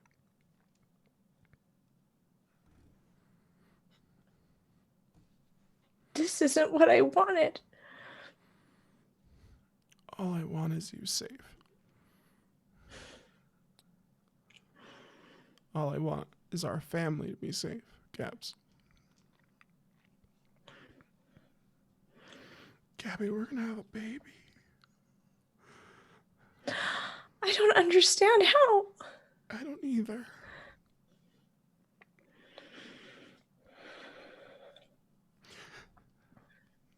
Why didn't you tell me? Why didn't you? Because I had to know if it was true. know what was true. The medical records aboard the facility showed that you were pregnant. But I didn't believe it, and it said you were pregnant when they brought you in. I had to wait for our labs to confirm it. Why would you turn to Von Moon? Because I burned my bridges with La Papillon. I didn't want that either. I didn't. I am sorry. If you thought... Gabby, I'd do anything for you.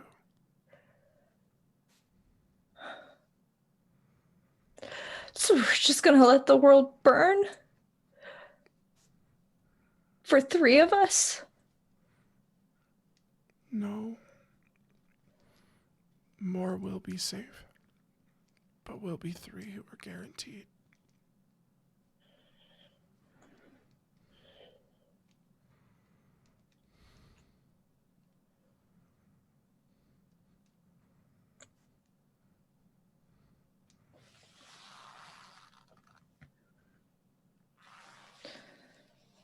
I can't live with that.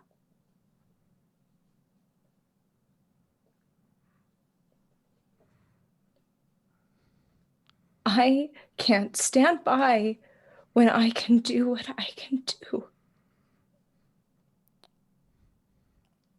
I didn't ask you to pay this price.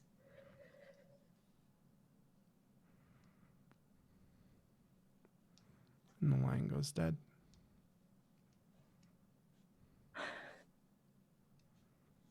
She sits for a moment, but then picks up the necklace.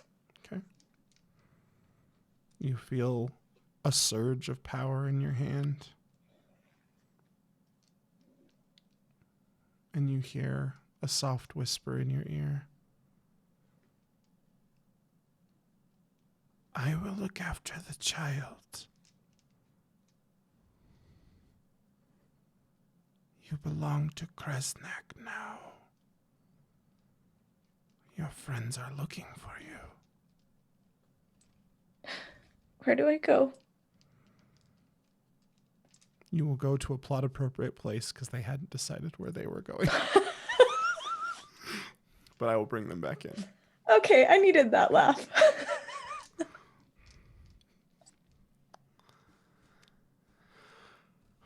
Where did the 4 of you go?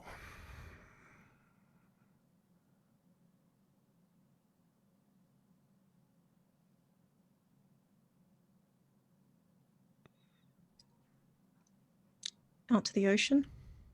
No. How far away is that? I mean, you're essentially at the center of the city, so a ways. Oh, jeez. Audrey would have just flown straight up. Okay. You are up And above see- the ring, giant donut thing that is Somerset City.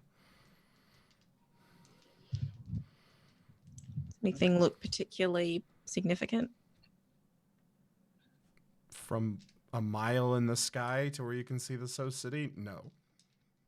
Not quite that high. It's not what I was intending. Just like fly up from where I know she is, whether there's any like cars or I mean, there's plenty of I mean- cars. Like, new cars. there I are don't police know. making their way to the apartment based upon, reports of gunfire and giant jeez. smoking robot and explosion.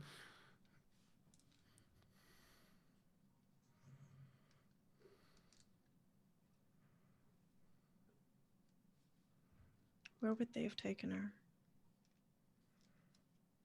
What are the other three of you doing as Audrey floats above Somerset City musing about where she has gone? If anyone look up, they'd be like, I totally picture a kid on the street. Daddy, there's a lady with wings up there. Shut up, son. Like, that's the conversation that's going on. No, but for real, Daddy, she's up there.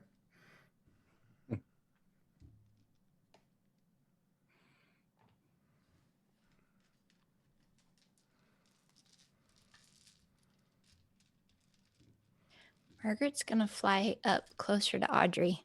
So, sorry, Denver, you're coming along for the ride. Hey, Audrey, Yeah. let's go see if Man on a Bike is at the auction house. I'm sorry. One of our friends is bleeding, maybe dead, and you want to go see a painting now? We have no idea where she's at, but every time that dumb painting gets involved, something interesting happens. I feel attacked. You should.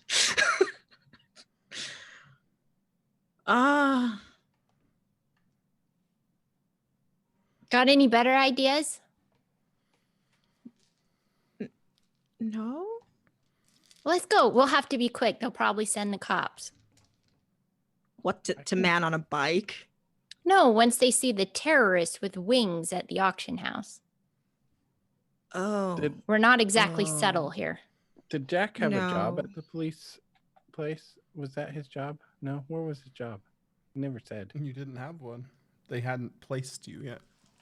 Oh, okay. Okay, we go see Man on a Bike. What? No. I'm open to No. any other suggestions. Okay, I don't fine, have we're go- any. Let's go see a painting. Maybe we'll be inspired. We'll fly somewhere else. We'll just get the whole city in an uproar. Okay. No, that sounds like a very bad idea. It's not like we can exactly go into the middle of the ocean and just take on an entire You know base what? by ourselves. Audrey's Can we go gonna talk put. to the mayor? That's true. Von Moon was in all of those simulations. We could go break in on the mayor. I mean, we Let's might not have to break kill in. his Let's- security team. Let's Audrey's- peaceably request an audience, How do you suggest the terrorists peaceably request an audience?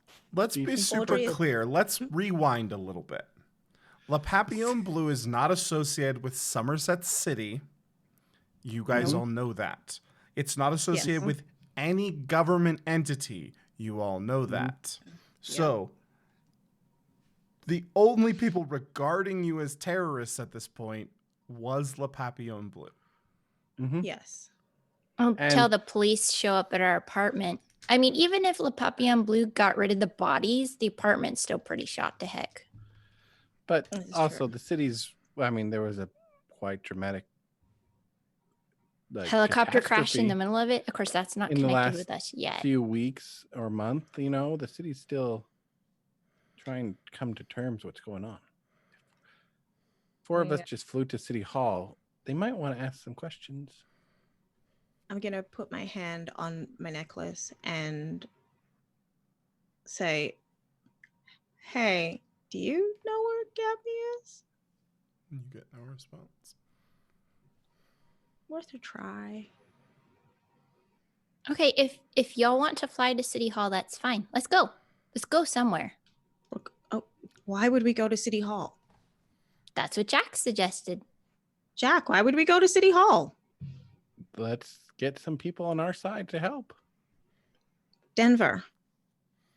Yeah. Better to be working with Your people big than brain. them. Hanging here You have- underneath Sorry. Margaret. You have big brain. Where I have go? big brain. Yes. I don't know if I have big brain. It's, Do you think we should see man on a bike? I don't know. I don't know what to believe right now. We have aliens, and the spike and the symphony happened, and then we went off to everywhere. And then we have a private military group. You just coming out to kill us because apparently they consider us to be terrorists, and they know probably a lot about us considering all the information that they were able to grab from either these place that we were at, or the fact that we were with them for who knows how long. So then there's probably a whole lot of information that I could grab there. So they probably know quite a bit about us, and they probably maybe have trackers on us. I'm not sure. This is a thought that came up, and I'm rambling now. But Your nose starts to bleed, Denver. oh, that's new. Oh, time to go down. It's also You guys not decide where you're going. Bye. blood. The other three of you notice. Is it grape Denver, juice? what is What that? is it? And Margaret's still going down. Yeah, you lower guys are though, you're descending. just in case. It's this kind Yeah. of viscous blue liquid. Oh, that's new. Oh, it's new for me too. How am I feeling? Is my head hurting? Yeah, What your is head the- definitely hurts. Does it just get stronger with the rambling, or has it just Yeah, been it's hurting? it's just the rambling has essentially you're in that like you're overheating. I'm overheating. Somebody needs to turn on my cooling fans. We need the fans. Do I need to fly faster? We This is can what- fly faster and get you a breeze. This is what happens when you put a laptop on carpet. Don't do it. Oh gee. Don't- Don't put a Denver on don't- carpet. I don't know. I don't know what this is. I don't know what's happening. Okay, anymore. okay. It's okay. It's okay. You guys descend down to a roof. An exploded roof. No, you guys moved along somewhat. You did this whole let's go to man on a bike. No, let's go to City Hall. No, let's. And now you're like in a We've just stopped. neutral territory, plot appropriate space. Can I try healing Blue Denver? Sure. There is no like there's no wounds. You don't have to make a roll, but you distinctly feel that this is a very different entity than anything you've healed hitherto now. Oh, Denver. Yeah. You are. That could mean a lot of things, and I don't exactly have an Audrey dictionary in front of me. I'm sorry. So, if you you. Blue blood, are you turning into a Smurf? Oh, are you? No. Are you? Are you okay? An Denver? alien? I don't know. Denny, are you okay? Are you okay? Are you okay, Denny? Danny, are you okay? Admittedly, I don't know. You don't No. know if you're an alien? No. Well, I have some information for you. I know I'm not human. I can tell you that much. Yes, I can agree with that, which technically automatically makes you an alien. Yeah, it's just I'm unclear if I am a lot of things actually, Mm-hmm. because I'm also a walking battery. Run that by us again, but slower. So I can make things go boom because I have big power. That was slower, not clearer. That's the best I've got. You make good big power and you make things go boom. That's my guess, because admittedly I don't understand it myself. I only found out when were we on the plane again? 10, 15 minutes ago? Around then. I'm really sorry I stepped out and let you talk to Paul alone. Oh, it's I'm okay. I'm really having a hard time. No, this is reality. Yeah, sure. Yep, this is all real. Oh, Yeah. Yep. Yeah. Nope. I Yep. get it. I get it. Cause yeah, I don't know what's going on anymore. Hey, do you think we're related? Or do you think you're a different Uh, kind of alien? Different kind, according to Paul. Not Cool. one of them. Something else. Don't know what. I apparently am not artificially made, which is the weirdest sentence I've said today. Well, you are one Beyond, above me.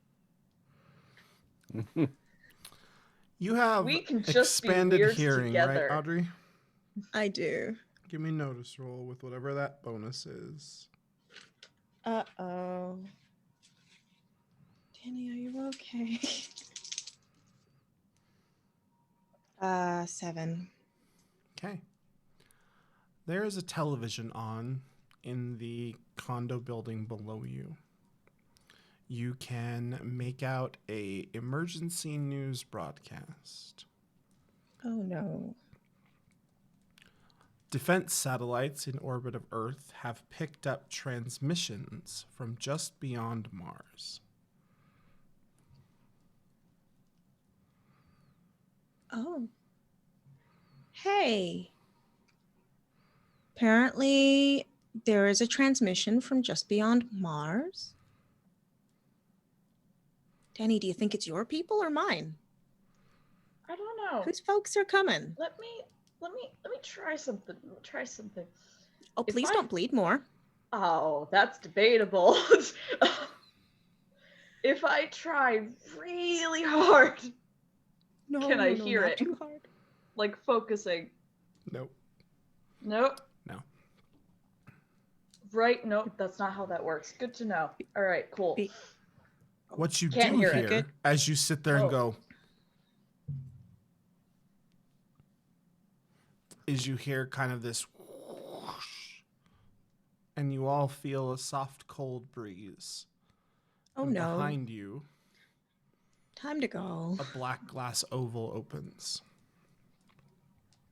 And Gabby, makeup perfect because it's just part of her face now. But this ultra ready red face from a whole bunch of crying steps through the portal and onto the roof. Gabby?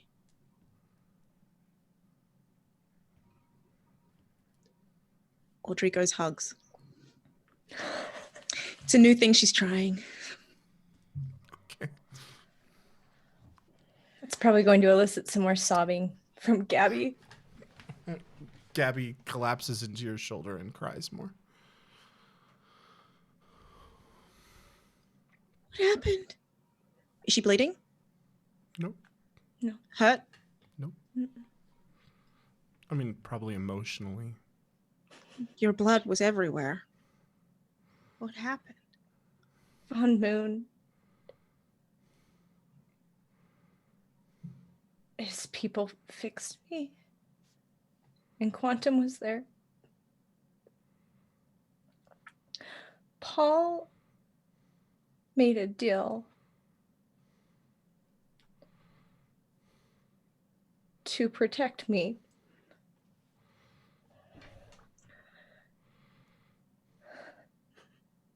He killed everyone that was on that plane on Von Moon's orders. So he and I could be guaranteed safety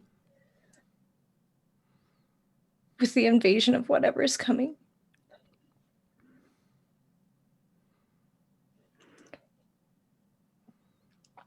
He just wanted to protect me. And I'm apparently pregnant, which I didn't think was possible. And they made me choose. Paul made me choose. I can't just stand by and let this happen.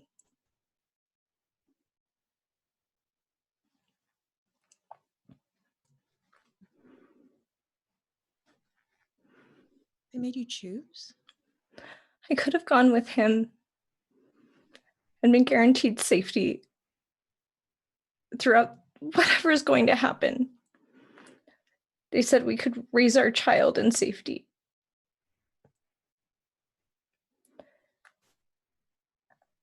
He did it all for me.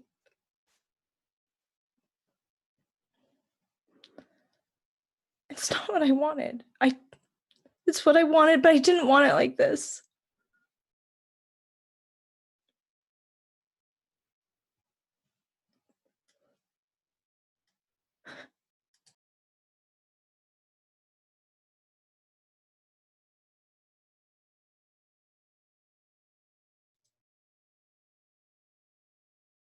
So Von Moon is working with the invaders?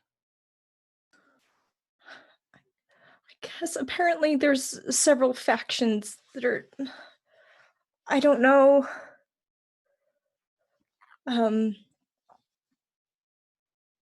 Yeah, there's a couple of groups that are interested in, I believe Von Moon used the word apocalypse. It's not generally a good term. No. So Von Moon wants the apocalypse to happen? No, he just wants to end up on top when it happens. Mm-hmm.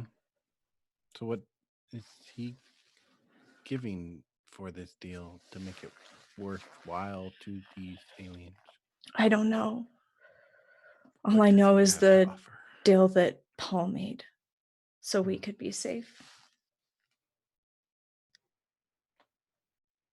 Where's Paul now?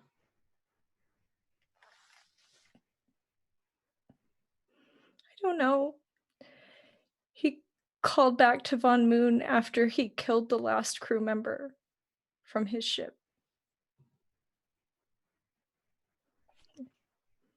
We spoke briefly.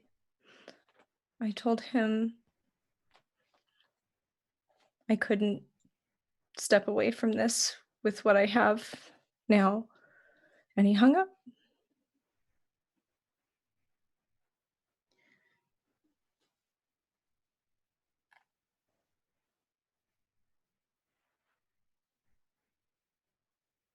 So I'm here. It's a good thing we didn't go to City Hall. You were gonna go to City Hall? Yeah, we were panicking. Well, my suggestion was to go see Man on a Bike, but Jack thought talking to Von Moon might be a good idea. Now, whose idea sounds like the better one? And oh, by the way, Denver's an alien, Yep. Mm-hmm. Quantum but left not you the here? Audrey kind. Yep. Mhm. I think my brain might be melting just a little bit. Yeah. I'm engaged to one. It's awesome. I'm sorry. Yeah, we're engaged, aren't we? Are we? Audrey checks hand. Did you ever? Never mind. Gabby, I'm Gabby. sorry. Gabby, Quantum sent you here. No, Kresnak did. Oh. Who? Bird guy. Kresnak lives. Bird guy. Thank you. Thank you. Kresnak Still learning lives. names, processes, Kres- things. Sorry. It's been. It's okay. It's You're been a thinking day. a lot as it is. It's okay. Oh, yeah.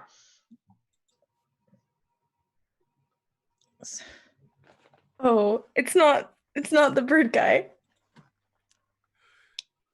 Yes, no, sorry. Remember I'm- brain melting. I'm new to these. Wait, is that your experience- patron or someone else that can open gates? I was kind of falling apart when it happened. I don't know. Just Fair. said the baby was gonna be safe and then sent me Wait. on over to you guys. Said Fair. the baby Very was going to fair. be safe. What? You're going to be safe. This baby, apparently, that I'm carrying. Well, congratulations. And she starts sobbing again. It's okay. We can get some quiche for you too. No quiche. We have to find something else to be our thing. I can't stand quiche anymore. Hot chocolate? No chocolate. Chocolate is out. Whiskey? No whiskey. You're pregnant. Oh boy. Pizza? Yeah. Carbs. Yeah, Carbs. Mm-hmm. maybe some ice cream. Mm-hmm. Pizza and ice cream. We'll have a pizza party. Baby Ice pizza cream. party. Pistachio ice cream, it could be a new thing. So we're going to fast forward as this nonsense continues atop of a building. And you find our 5 would-be terrorists, but wouldn't be terrorists because they're not terrorists in their brain, sitting in a pizza parlor having pizza. Margaret has pistachio ice cream, and everything seems to be going fine. And on the television in the diner, you hear the voice of Maximilian von Moon. And he's standing outside of City Hall. And standing behind him, in the position that usually his advisors would be, are 6 individuals all dressed in business-style clothing. And Audrey, you recognize all 3 of them. Margaret, Magpie, Denver, Gabby, you recognize at least 4 of them. Gabby, you recognize all 6 of them. Jack, you recognize 1 of them. Quantum, 2 other of his siblings, and Audrey's 3 children stand behind Von Moon in suits in those advisor positions at a press conference. Von Moon speaks that times have been hard lately following the noise that has occurred recently. It has not yet been termed the symphony, but the sonic event that killed so many and rendered the world crippled. He speaks of a new era that's around the corner. He speaks of hope from on high. And he speaks of a world that, while different, will be a new dawn and a new age for humanity. He urges the people of Somerset City in this time to turn their eyes heavenward, for it is there that their salvation will come. And he encourages them to look upon the coming days with an open mind and with optimism. The press conference ends, and your pizza continues to sit on the table.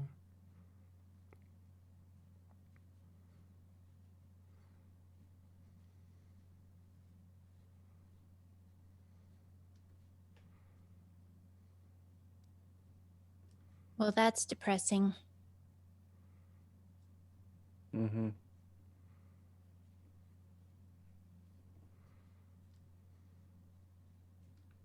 Honestly, I don't know how to stop an alien invasion when the government's all for it. Mm-hmm. So what do we do Maybe when we we're don't. against the government? Maybe we don't stop it. Okay. Maybe we help them.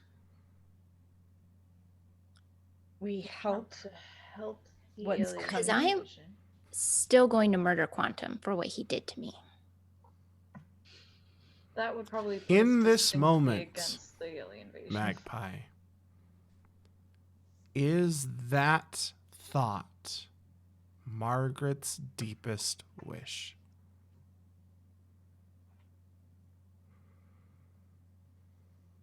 Maybe she doesn't know what else to do. You all watch as a swirl of ravens, crows, and magpies erupts around Margaret's chair. Magpie, you find yourself standing in a bedroom.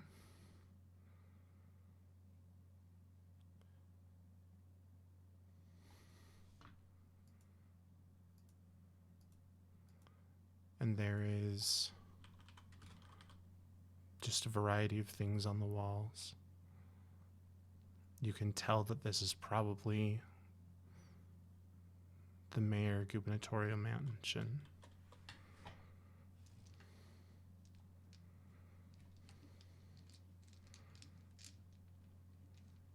And you stand there in full magpie regalia with those two blades in your hands.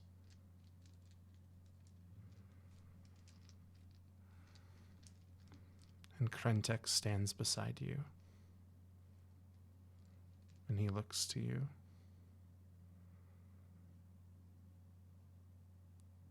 You're my sentinel.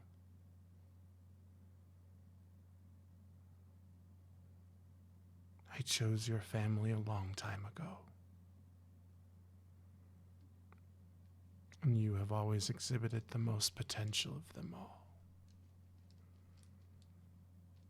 I've delivered him to you, if it's what you want. Your vengeance and hatred will not stop this invasion. But if it will steal you for what's coming, I will guide your hand. But what will stop the invasion? There isn't anything.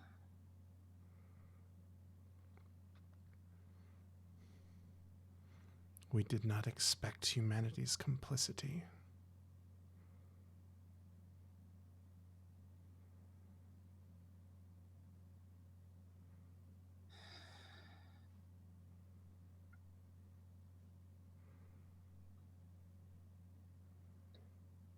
They will come. In their bright, brilliant, glowing light, the Cheerlath will come.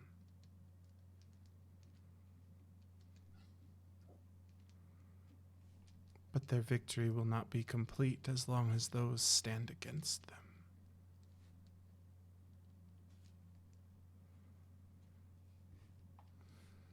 So what do? We don't know what to do. How can we stand against them? The government wants them. The blue butterfly is out to get us. We're just going to get mowed down before they even come. Do you believe that I would choose someone who I thought would fail?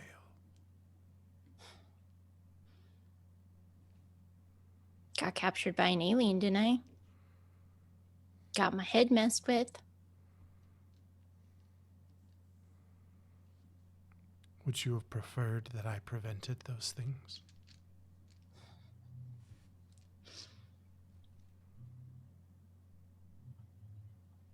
What kind of question is that?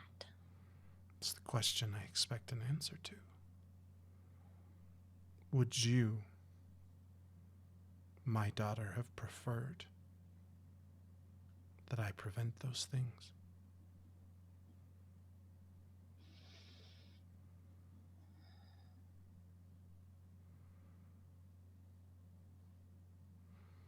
Would you have preferred to simply live your Robin Hood lifestyle? I allowed those things to happen so that you may be my sentinel.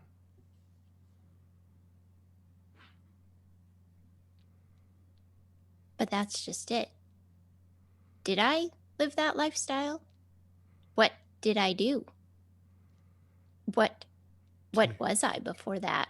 you- Gabby can't remember what happened before that. They messed with our experiences, with our memories, with our personalities. And he reaches forward with that taloned bird-like hand and places it against Margaret's cheek very, very tenderly. And Margaret feels the shadow wrap around her like a blanket. And her memories fade for a moment. And for a moment, Margaret doesn't remember her name. She doesn't remember anything, save for a single rhyme which summons forth the power of her necklace. And then there's a bell somewhere in the distance, beckoning Margaret through the darkness. And as she steps through those shadows, winding through that labyrinthine path, you're drawn to a single porch light. It's a porch light of your grandmother's house. And standing on the porch, ringing that very old-fashioned triangular dinner bell, is your granny. And she smiles at you. And in that smile, that shadow tightens and you feel warm. And every memory of who Margaret was floods back in. Every memory of being a museum curator, of being the Robin Hood that the world sometimes needed,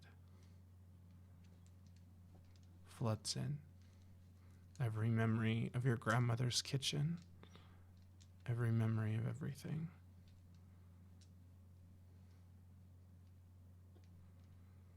And Krentek pulls his hand away, and he smiles at you, and it's a very odd expression on a bird's face. I'm sorry if you feel I failed you, my daughter. I did what I did to temper you for what's to come. Nova is not ready, but she will be. And Jack, and Duality, and Darkfire.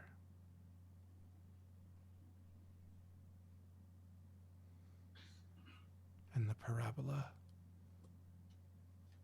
will all need Magpie at their side.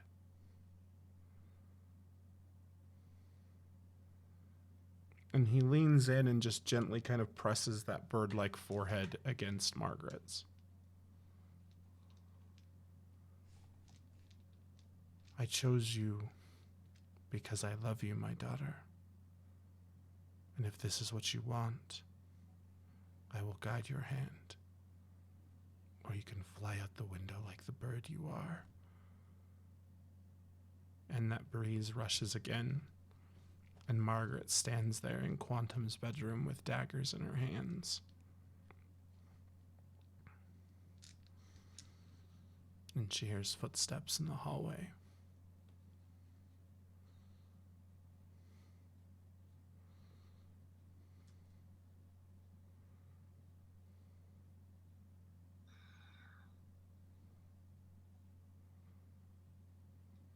She takes one step towards the door with her daggers raised. And then she turns into a bird and flies away.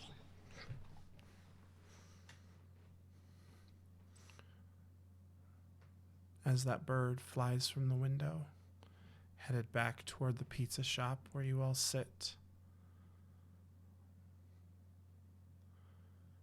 there's a noise in the sky, and sirens all over the city begin to go off. And the final frame of this issue of Somerset City is a magpie flying across a sunset with massive, hulking starships lining the horizon behind it. And we will see you all next week for our season finale. Everybody, my name is Eric Taylor, and I've been your GM and storyteller tonight. But over there in the storybook are the people who are really important to all of this, and we're going to introduce them really quick. Up top, Shani B, how are you?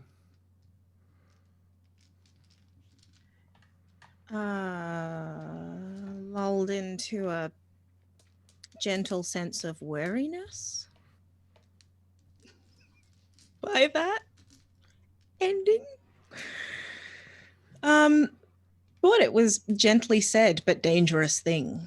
So that's gentle weariness. That was good. You can find me at Chantel B. You can find me at wordswithcolor.com. You can find me here a lot of the time. I'll be back for Storyteller Studio, which I believe is the finale of that season. And for Paddington Prowler, and that will be on Monday at 11 p.m. Eastern. I do a lot of things through the week. Just come see me on Twitter and I'll tell you everything in my head, because there's a lot right now. Katie, how are you? I'm okay. That was quite the session. That's not how I saw things going, but yeah. And you can find me here and on Mondays on Paddington Prowler, and that's about it. Good luck finding me anywhere else. Hidden Blue Pants. I make things go boom. You has big power. I have big power and make things go boom. Yeah, I'm Hidden Blue Pants. You can find me here and on Twitter. I hope to be active there again at some point in my life. That'd be great. You published some art this week. I did. So if you want to go check out some old high school art of mine, by all means go do that. Yeah. And Jeff. I'm good. I'm pretty. I'm at peace that knowing that Hope is okay. I just hope we can be alive to see her grow up. As long as She's we're around. okay? I hope Sorry. so. In my mind, she is. The voice, the feeling I got from it. Jack feels. She's perfectly healthy. Mm-hmm. And we will see her again. Yep. But yeah, it was fun. Thanks for joining us. Come back next week. But certainly not least, Do Respite's Game Beast herself, Sarah. Hi. I am here. You can see me on Monday. It's true. Also on Wednesday. All right. So, I've been Eric Taylor. This has been Do Respite. This has been Somerset City. Reminder, next week is our season finale. We'll take a couple of weeks off from Somerset and then we'll be back. Monday, Storyteller Studio season finale is Monday. And Paddington Prowler, not season finale, just Aftermath of Hagness.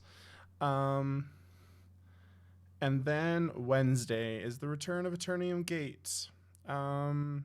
Starting essentially our new content model, which is we're not going to do seasons anymore. We're just going to play games. And if people have to bow out because of real life, then we'll find a way to make that work. And otherwise, we're just going to play, because I will tell you as a storyteller, having a finite 16 episodes to tell a story sucks. And I don't like it. So we're not doing it anymore. But for now, I hope you guys had a good time. And on behalf of Chantel, Sarah, Jeff, Blue, and Katie, I've been Eric Taylor, and good night. Good luck. Stay healthy. Stay safe. Stay home. We'll catch y'all later. Bye, everybody.